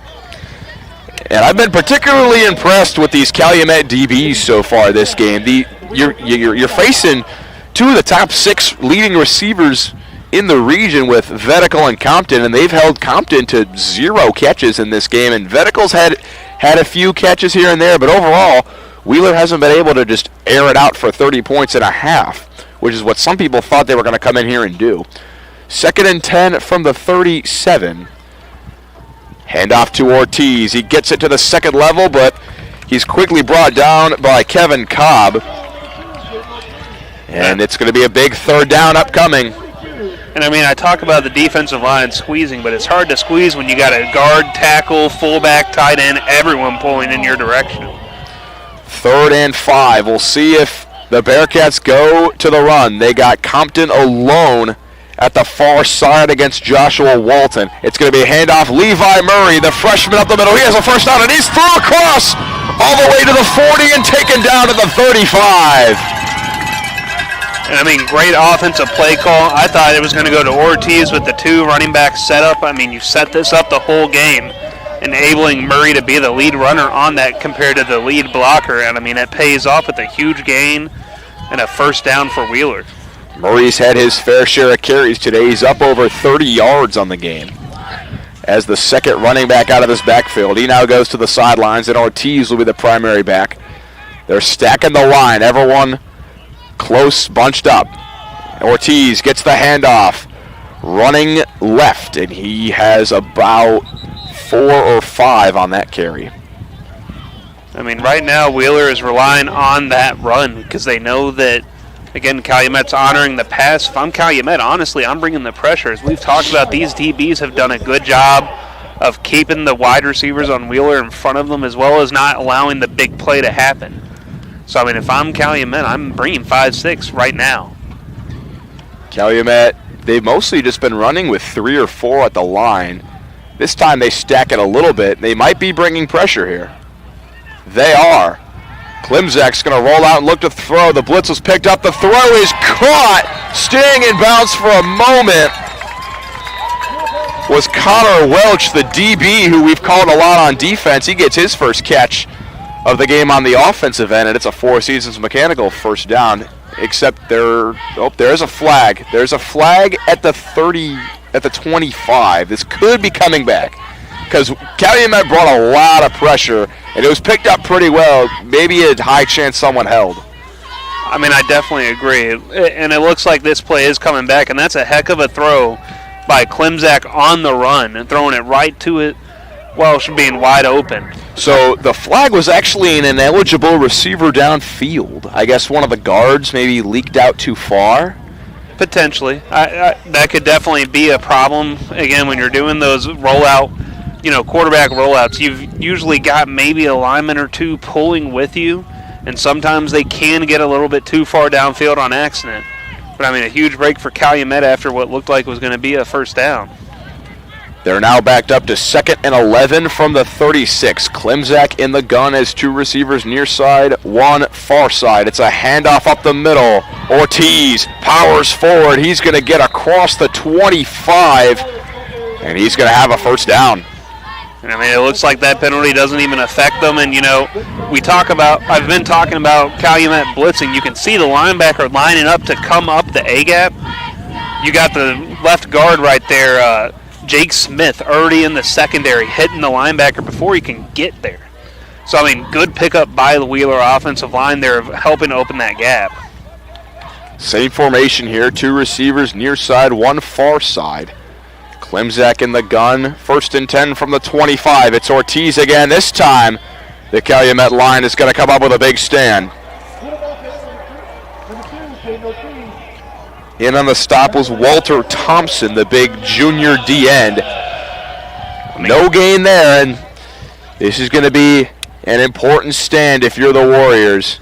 Got to keep Wheeler behind the chains at all possible. I mean, definitely got to get bend, not break here, and I want to correct myself. That was actually Blake Tishy getting to the linebacker, not Jake Smith. 2nd and 10 from the 25. Klimzak sends Vedical in motion. They're going to give it to him around the edge. No, it's a misdirection handoff to Ortiz, and he breaks off a tackle. He's up ahead to the 15. He's going to have another Four Seasons mechanical first down, and it's just more misdirection runs from this Bearcat offense. I mean, that is where this Bearcats offense is going to hurt you. Ortiz does a good job of cutting back when he doesn't see the lane and going around his blocker instead of trying to keep pushing it out on that outside zone, outside trap play. Klimzak went to the sidelines to get the call. He now has it, gives it to his teammates. He's got 10 on the play clock. 1st and 10 from the 14. He gets the snap, hands it to Ortiz. Up the middle, breaks off a tackle. Now he's slowly dragged down at the 10 after a gain of 4. 5 minutes gone so far in quarter number 3. Wheeler slowly marching it down, looking to push this to a 2-score lead. I mean, Wheeler's doing a really good job of clock management here, running that clock down, making it harder for Calumet to just come out doing the same game plan they had in the first half, because when you're trailing by 2 scores, it's almost hard to stick into that run-heavy script. But, I mean, great job by the left side of the offensive line, also washing out the defensive line to give that running back room. 2nd and 6. Klimzak with the snap. It's Ortiz again. Powers forward. He's dragged down at the 5. He's really close to a first. We'll see if they give it to him. Looks like they're going to say he was about 1.5 yards short. Big 3rd down upcoming for this Warrior defense. And I love that play call there. You had Connor Welsh come in with a wham block, and essentially he becomes a pulling lineman at that point. 3rd and 1 from the 5. It's Ortiz again. He's up the middle, powers over his lineman. He's stood up near the goal line, and he's in. Touchdown Bearcats, and they push the lead up to 2 scores. I mean, Wheeler went with a very heavy look. You know, they had not only 2 running backs in the backfield, they also snuck a lineman in the backfield, 56. I mean, great play call. You make him essentially a blocking fullback, and I mean, definitely a lot bigger than a fullback.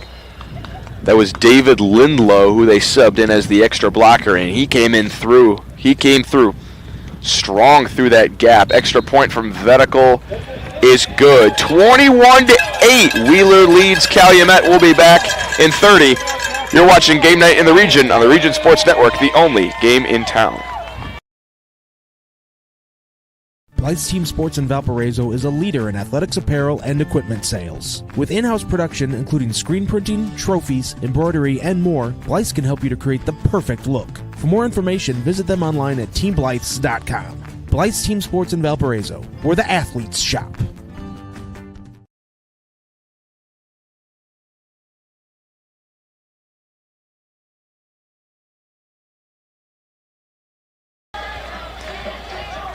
Welcome back to Game Night in the Region on the Region Sports Network. The 6th-ranked team in the Enigenberg Home Improvement Top 10, the Wheeler Bearcats, currently with a 13-point lead on the home squad, the Calumet Warriors. We're going to see a lot of movement in the Enigenberg Home Improvement Top 10 this week. You got Maryville and Valpo playing. Those are 2 top 10 teams. Hanover and Hobart playing. Those are 2 top 10 teams. Everyone has looked pretty impressive. There will definitely be some movement going into eventually the final poll headed into the playoffs. Kick is away from Vedical, and it's going to be a touchback. You can find them on the web at ebergexteriors.com for all your home exterior needs. Visit Enigenberg. That might have been the first deep kick we've seen from Vedical in the past 2 weeks. Usually it's a squib, a pooch. We've even seen an onside kick, and he actually kicked a super deep one, letting Calumet start on the 20 compared to just getting his guys there to make a tackle. He has the leg to get it that far, but most of the time for Wheeler it's been a squib or an onside or some sort of misdirection, trying to get the kickoff unit caught off guard. I think they definitely wanted to pin Calumet a little bit further back, because, I mean, they've been starting on the 30 to 40 on every drive. So, I mean, this complicates things again for a very run-heavy attack. 1st and 10 from the 20, and this could be a make-or-break drive for for this Warrior squad. Play action, he keeps it. He's around the edge with speed. Junior defensive lineman. This time it's another run up the middle, and they're going to be short again. Looked like they went from the Eagles playbook and decided to do a tush push instead of just running it up the middle again. It's right on the line where the umpire has spotted it, and they're going to give him the first. That's a Four Seasons mechanical first down for the Calumet Warriors. They'll now have 1st and 10 from the 30. Jordan Player in the gun. Hands to Hillard. He breaks through the line to the second level. Nice gain of about 7. I mean, great run by Hillard, cutting back. Instead of just keeping it on that outside look, he's able to cut it back in and get some yards out of that. Even though you're down 2 scores, you can't really change the identity of who you are. The run has been a very strong component of this Calumet team so far in this game, and a healthy dose of Jalen Hillard is going to get them a decent way down the field no matter how you slice it. 2nd and 4. Player gets the snap. It's another run to Hillard. To the outside. Breaks off a tackle. He's met at the 40. Plunges forward, and he'll have another Four Seasons mechanical first down. And I mean, it looks like Calumet is sticking to that run game, making Wheeler honor the run. And, you know, so far it's working out for them pretty well on this drive. We're going to probably see a play action eventually with a deep shot. Hillard is grabbing his leg on the far sidelines. It looks like he's going to stay in, but he looks to be in a bit of discomfort.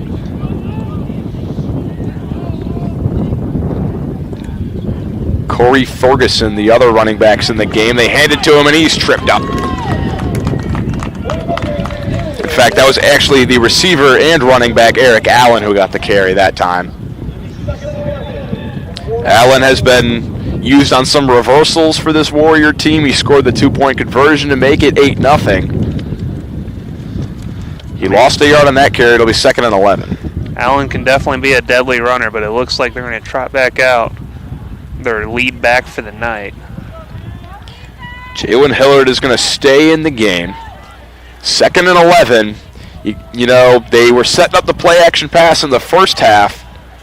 You got to feel like it's coming. It's going to be a normal pass for Player. He fires one over the middle, and it is caught. First down to Javon Lawrence. I mean, great play call, and, you know, it's almost a shock that it wasn't a play action. I feel like I haven't seen a regular pass from Calumet. It's always been off a play action, have some pulling action. You know, great catch by the wide receiver, great throw by the quarterback there. So Lawrence actually ran backwards and then was met. I thought he had forward progress, but they're going to give him only 10 on that carry. He's a yard short. Calumet going for another tush push. Looks like Wheeler stood the line that time. I think the ball's out. And the Bearcats have it. They come up with a big turnover at midfield, and that could be a backbreaker for Calumet. I mean, that is definitely a momentum killer for Calumet on that opening drive. I mean, it felt like they were going to drive down the field and score, and you know, that's almost the problem with the tush push, and even Jason Kelsey has talked about it where, you know, your linemen have to get down and low, but that ball, if you don't hold on to it, it's going to pop right out. So it's gone from bad to worse in this second half for Calumet. Wheeler could put a 2-0 conference record on ice if they can get another score here. They've scored on their last 3 drives. And they'll have 1st and 10 from midfield. 3 receivers are bunched up to the near side. Ortiz is in the backfield. It's going to be a throw. Caught by Compton on the screen. He has blocks. He's through to the 45 across the 40. And he's pushed out of bounds at the 31. And that's his first catch of the game. And, I mean, that's a great way to get your lead receiver started. I mean, he's had issues throughout the game. But now what you do is you throw that wide receiver screen, build up the confidence of catching the ball. And, I mean, he had no one within the first 10 yards when he caught that ball. He was able to run down the sideline and get a nice little gain out of it. 1st and 10 now from the 32. You know, you can only keep the region's leading receiver at bay for so long. Klimzak hands it to Ortiz. Big hole through the right side. He cuts it back middle and he's through to the 20 with another Four Seasons Mechanical first down. And I mean, just great inside zone blocking from the offensive line, and something I've noticed Ortiz doing too. It's almost like the Le'Veon Bell run, where he's not at full speed going through the hole. He's kind of half speed, reading what he can get, and then you'll see him shoot out of nowhere. Yeah, I'd say that's a fair player comparison for Ortiz. He's definitely a very skilled runner when it comes to finding the holes his linemen make for him. Here's another misdirection handoff. He's through, far side, in for the touchdown, and Wheeler has now scored touchdowns on 4 straight drives. I mean, we can't talk about it enough. All 4 drives is straight to Ortiz. I mean, he has just been ground and pound all day, and it's a great pull block there by the offensive line, as well as you also have the tight end pulling with the linemen. So you've got 2 blockers out in space. If there was a safety or linebacker there, love the play calling from Wheeler on that drive. Vertical on for the extra point. 1.5 to go in the third quarter. The kick, it's a fake rollout and a throw for 2. And I mean, Connor Welch on the catch. On the throw was Logan Fox, the backup QB and holder. I don't know if that was a designed fake, because Calumet broke through on that side incredibly quickly, but nonetheless it was a throw, and we have a 29-8 score. We'll be back in 30. You've been watching Game Night in the Region on the Region Sports Network, the only game in town. Earn while you learn from the best hands in the business. The Bricklayers Allied Craftworkers for Indiana, Kentucky Apprenticeship. That's right, this is a paid apprenticeship. I'm getting an education while learning a trade and getting paid for it. The thing that surprised me the most about this apprenticeship program is the respect I've received after the proper time and training. Classes start soon, so apply now. There are training centers throughout Indiana and Kentucky. We are the Bricklayers and Allied Craftworkers for Indiana, Kentucky Apprenticeship. The best hands in the business. Flip the switch, a light turns on. Press the button. Welcome back to Game Night in the Region on the Region Sports Network. I don't know if you guys are fans of SB Nation or John Boyce, or if you know about Scorigami. Basically, the concept is, in football, you have a very unique scoring pattern. You can only score by 7 or 3, and occasionally you get a safety, but the proportions are all out of whack. So it ends up, Scorigami is basically you try to get as unique of a score as possible. I'll tell you more after this return from Javon Lawrence. He's around the corner across the 30, cuts back, and he's across the 37. But it's essentially, in the NFL, you try to find a score that has never happened before. I think you're going to be hard-pressed to find a game that was ever 29-8. That's a very unique score, Chris. I mean, it's a very unique score. It's not even a baseball. It's more of like a basketball game that's quickly turned into a huge run from one team. I mean, 28-7 is normal because you're going up by intervals of 7, but pretty unique. We're going to give you another hometown scoreboard update brought to you by our folks at Strachan Van Til. Maryville currently up big on the Valparaiso Vikings, 27-7. So they're trying to shore up second place in the DAC. Lake Central has scored 2 touchdowns against Chesterton. They lead at 14-3 now. Lowell currently trailing Kankakee Valley at home 7-6. Player with a play action throw, and he's picked off. Bryce Compton the other way, and he has reservations for 6. What a play by Compton. Read the quarterback the whole way, fooled him into thinking he was going to be in a deeper zone, and I mean, there is no receiver near him, no one on that offense near him, and we talked about it before the half. We really haven't called Compton's name a lot, and I feel like we've called his name on 2 huge plays back-to-back. Yeah, he had the screen earlier. This time comes up in that free safety spot, and it was just, undercut the route, and, with that kind of speed in the open field, not very many people are going to run him down. Vertical on for another extra point. The last one that we saw, we thought it was a fake, but also Calumet broke through the line very quickly. The backup QB Fox just kind of made a business decision and rolled out, found his man for 2. We'll see what happens on this extra point. Maybe we'll see some more craziness. This time Vertical just gets it up and easy. and through the uprights. 36-8, the Bearcats lead the Warriors. We'll be back in 30. You've been watching Game Night in the Region on the Region Sports Network, the only game in town. Earn. A light turns on. Press the button, machines and instruments come to life. Touch the screen, communicate with the world. Simple tasks, guaranteed results, every second of every day. That's the power of power. And that's the power brought to you by the NECA contractors and electrical workers of Local 531.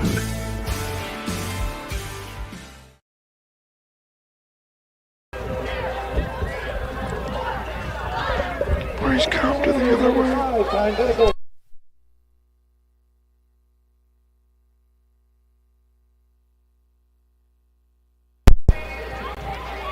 Welcome back to Game Night in the Region on the Region Sports Network. This is a completely different game from what we saw in the first quarter. Calumet led this game 8-0. Since then, Wheeler has scored on 4 straight offensive drives and has added on a pick 6. Just for good measure, Hillard, the running back, on the return, and he's going to be met before he even gets to the 25.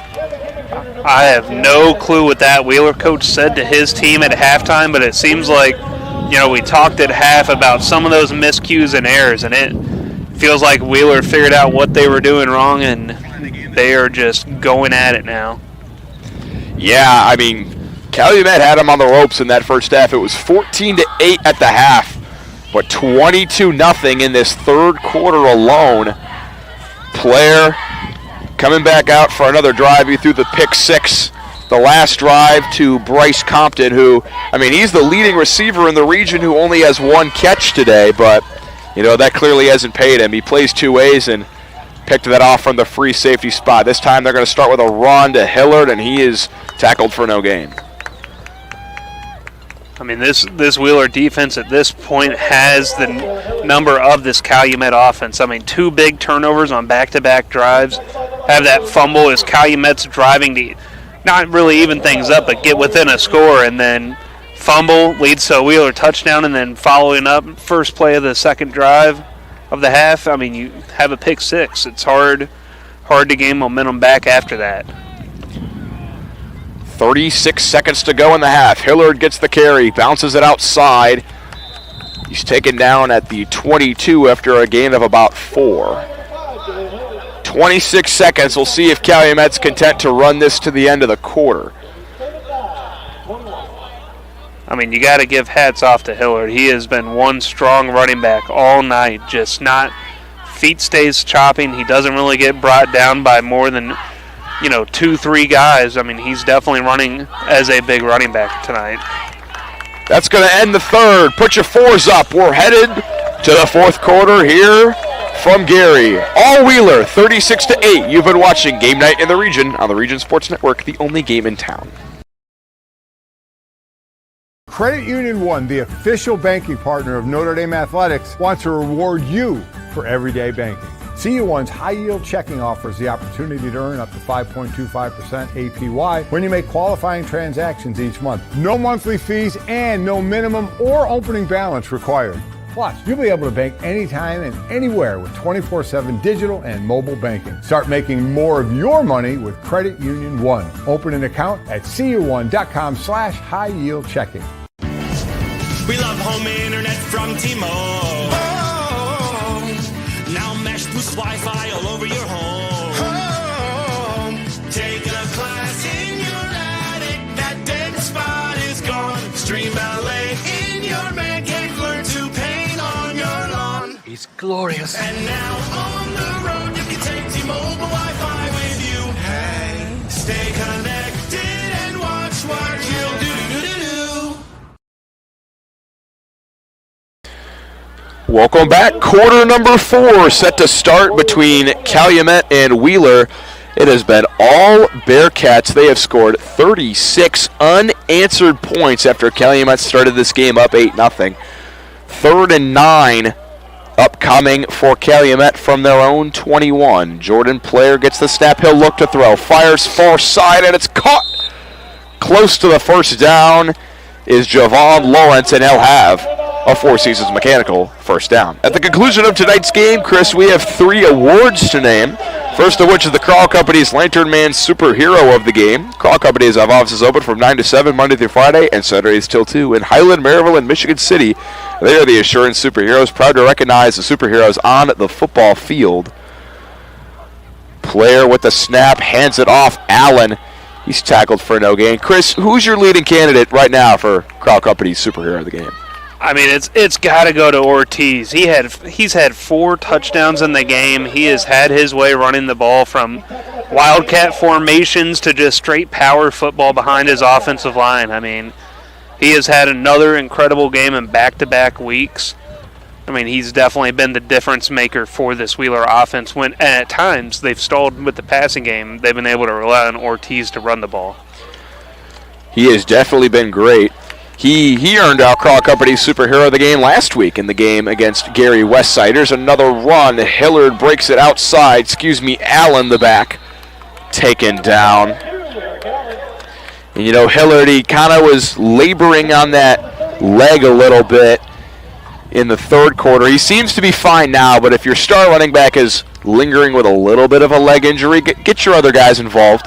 I think that's a smart decision by this Warrior coaching staff. Also, I'll tell you, Hillard might be the leading candidate for our Boilermakers Local 374 Blue Collar Player of the Game. That's sort of the player that was a real hard worker out there, and I think Hillard has definitely displayed that today. You can earn while you learn with the Boilermakers Local 374 apprenticeship program. This time it's Allen on the third down carry, and he's taken down at the line. No gain there. 4th and 3. And, I mean, it looks like the Warriors have decided to line up Wheeler in more of a slot receiver role going forward and have Allen be the cowbell running back. Looks like the punting unit is going to come on. The story of this game, though, has been the response from Wheeler. They got down 8-0 in that second quarter, scored 2 touchdowns unanswered to end the half. It was 14-8, and then a 22-0 onslaught in that third quarter. They've scored 36 unanswered off the back of 4 straight touchdowns and a pick 6. This punt is away. I thought Wheeler was going to get in and block that for a moment. It'll be down at the 39. Also at the end of today's game, we'll have the Proud Union Home Play of the Game. Currently without a sponsor. If you would like to change that, make sure you call Chris Ramirez. It's the Your Ad Here phone number at the bottom ticker on the screen. So, if you would like to sponsor the play of the game, make sure you call him. Wheeler is coming back out. 4 straight offensive drives with a touchdown. They're looking to make it 5, get this lead up to 35, and potentially produce a running clock. They're spreading it out wide. 4 receivers. Klimzek with the snap. It's a run to Ortiz, and he's up the middle for a strong carry. And I'll tell you, it takes a strong, resilient, and disciplined team to respond the way Wheeler has in this game, Chris. I'm telling you. I mean, I agree. Wheeler was able to come back out in the second half, fix a lot of those miscues and mistakes they made in the first half. And, I mean, they have capitalized not only on field advantage, but just mistakes that Calumet made in the second half.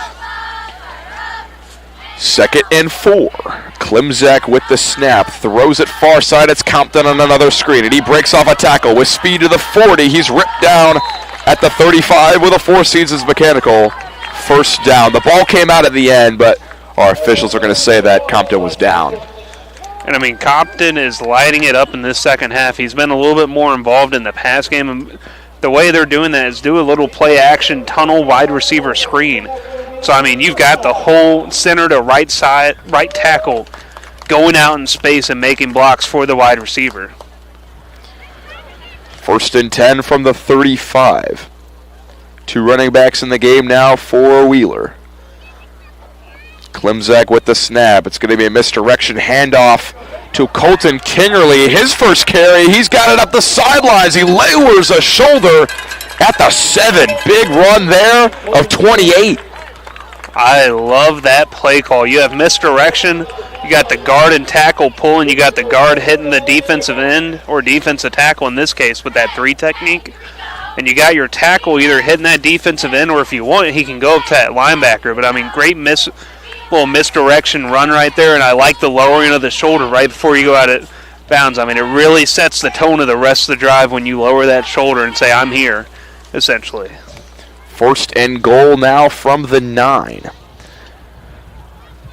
Ortiz is to the bench. It's the freshman Levi Murray up the middle. Powerful running down to the 2. And Ortiz, I think they've said 4 touchdowns is enough for him tonight. I agree. If the game was a little bit closer, maybe keep him in, but I'd be resting him. You've got a lot of sectional play left to go. Have him fresh for next week and ready to go and, get some of these younger running backs experience because, God forbid, something happen. You want that experience in the backfield, especially with how the run attack has been the past 2 weeks for you as Wheeler. Wheeler is going to move most likely to 2-0 in the Greater South Shore Conference. Calumet's going to fall to 1-1, barring a historic collapse. Klimzak on the keeper, and he is ripped down, breaking through the line for the TFL. Darian Vaughn, the big nose tackle. Nice play there from him. 6 minutes to go. But I'm telling you, it's looking like we're going to set up for a Wheeler versus Griffith game that's going to decide the conference. Both those teams can even afford a loss. And if they both come into that game with 1 or 0 losses, it's going to decide the Greater South Shore Conference. That's going to be a huge game in 2 weeks. Oh, 100%. And, I mean, it's going to decide home field advantage for the first 2-3 games of the playoffs. Klimzak to Murray, the freshman. Misdirection. Jukes and dives into the end zone. Touchdown, Bearcats. And, I mean, great read by Murray. It was set up as a halfback sweep. He saw they had an inside lane, and, I mean, you're 2 yards, 3 yards out. Take that inside lane, take that easy walk-in touchdown. And, compared to last week, I don't think Wheeler's thrown a single touchdown pass today. Everything's been on the ground, complete opposite of everything we saw last week. 6 touchdowns, 4 from their running back Ortiz, 1 on a pick 6 from Compton, and now 1 from their freshman Levi Murray. Extra point from Vedica was good. The lead is 35, so we're going to have a running clock for the final 6 minutes. You've been watching Game Night in the Region on the Region Sports Network, the only game in town. Blythe's Team Sports in Valparaiso is a leader in athletics apparel and equipment sales. With in-house production including screen printing, trophies, embroidery, and more, Blythe's can help you to create the perfect look. For more information, visit them online at teamblythes.com. Blythe's Team Sports in Valparaiso, where the athletes shop.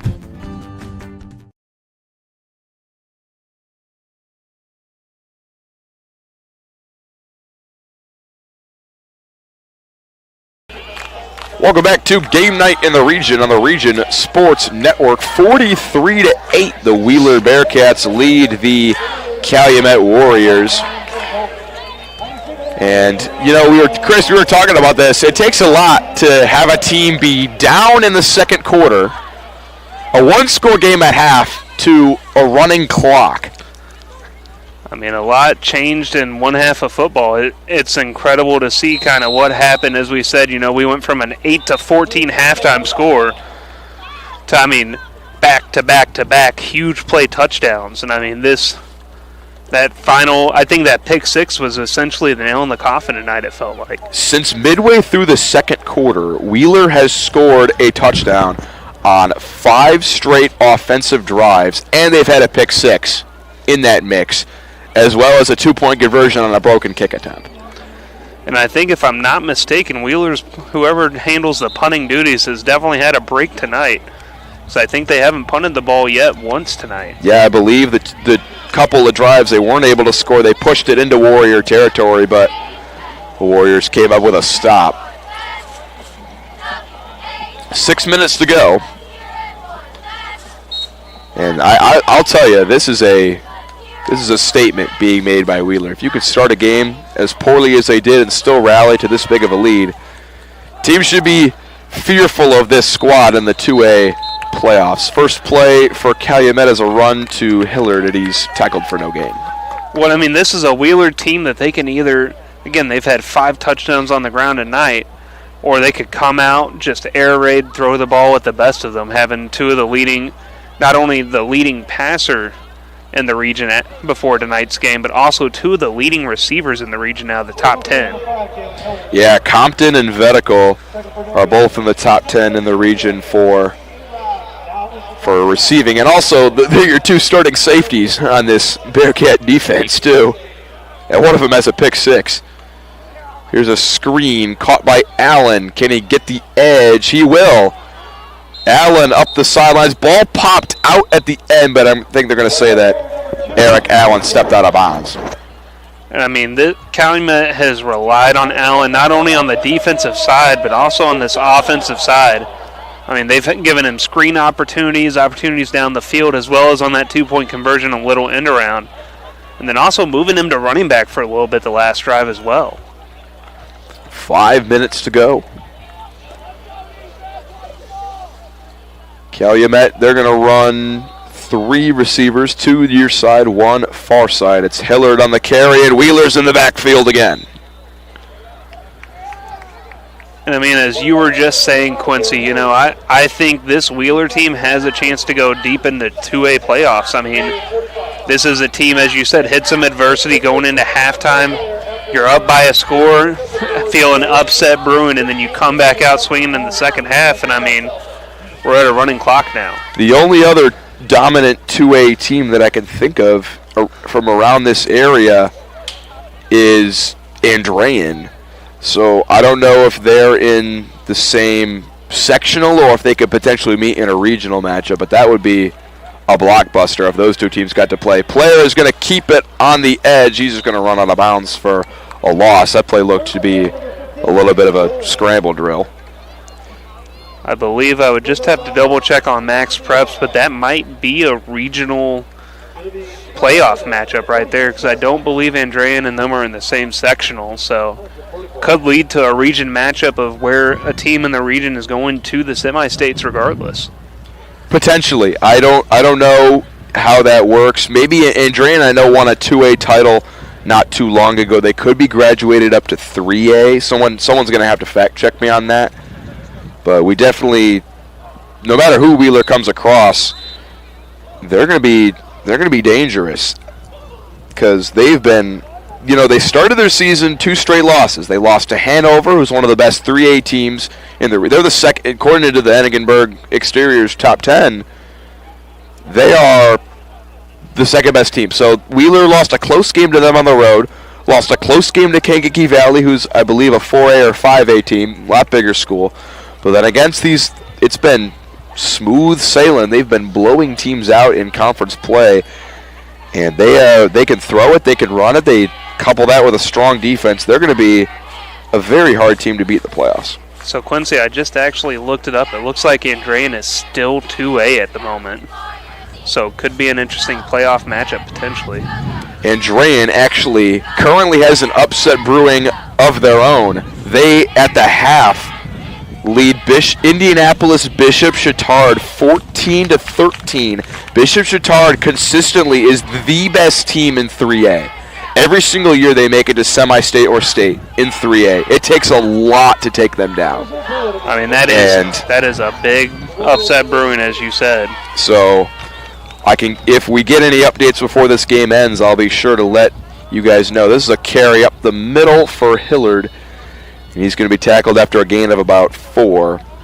So Andrean is still 2. So, yeah, that is going to be, if that were to be a playoff matchup, that would be a blockbuster.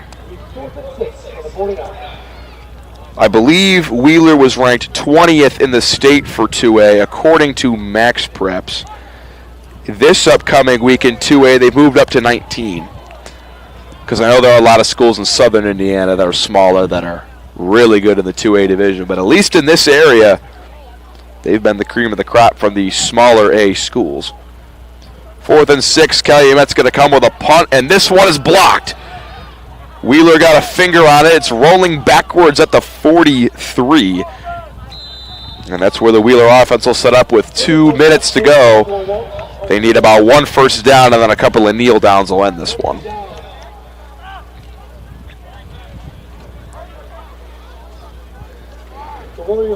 And it looks like Klimzak's night's going to come to an end along with the majority of the starters on this Wheeler team with, about 2 minutes left in the game.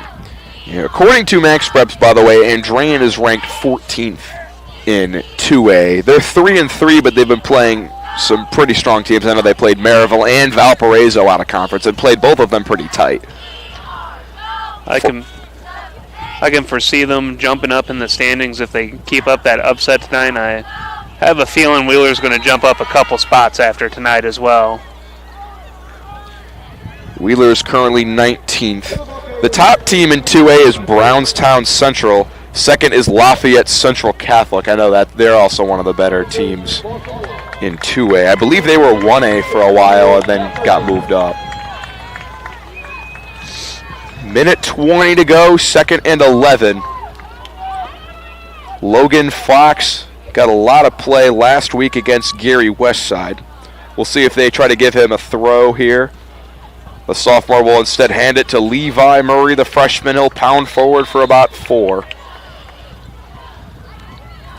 3rd down upcoming. I think we're going to get maybe one more play, maybe a kneel down, might be another run just to get Levi Murray a couple more yards, but seems like this game is coming to an end tonight. Wheeler will improve to 5-2 on the season, 5 straight wins, and they're 2-0 in conference play. They have a matchup against the Whiting Oilers next week, and then it's the big matchup against Griffith to decide the conference. Griffith has yet to lose. They're 6-0 so far on the season. That's going to be must-watch television. Griffith is ranked 5th overall in the region, Wheeler 6th. Sort of an outside handoff to Murray. Flags are down with 11 seconds. Now, we do have a running clock, so the clock's going to hit 0, but can you end the game on a penalty? I don't know. I believe, and I could be mistaken, if it's a defensive penalty that gets accepted, they would extend the clock, but I don't foresee Wheeler wanting to accept any penalties at this point. Looks like it will end the game. It was on Calumet. Your final score, 43-8. Chris, it's time to name some awards. We have 3 of them. First of which I think is going to be a pretty obvious selection. Your Crawl Company's Lantern Man Superhero of the Game. You want to do the honors?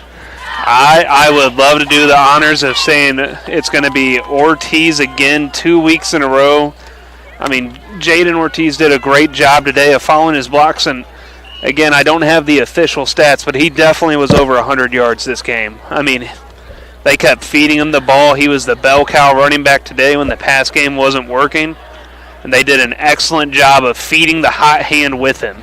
I mean, 4 touchdowns is incredible in a game like this where it started out with, it looked like it was going to be a really close game. Crawl Companies have offices open from 9 to 7 Monday through Friday and Saturdays till 2 in Highland, Maryville, and Michigan City. They are proud to recognize the superheroes on the gridiron this season. Next award that we have is the Boilermakers Local 374 Blue Collar Player of the Game. It's a player that sort of did a lot of the hard work, the dirty work, might not show up on the stat sheet, but we know the contributions that they bring to the squad. Chris, you got a favorite in that department? I mean, definitely got to go with number 5 on Calumet. He did a great job tonight of being their bell cow running back and fighting for extra yards and getting those extra yards. You know, it may not have resulted in a lot of scoring, but it did result in a lot of good opportunities for Calumet in the first half as well as the second half. Jalen Hillard is your Boilermakers Local 374 Blue Collar Player of the Game. You can earn while you learn with the Boilermakers Local 374 Apprenticeship Program. And lastly, the play of the game, I think it's that pick 6 from Bryce Compton. The game was 29-8 at that point. 3 scores. The pick 6 made it 4 scores. Really put it out of hand. Defensive touchdowns are always great when you can get them. I mean, I couldn't agree more. That pick 6 by Compton just was the nail in the coffin tonight.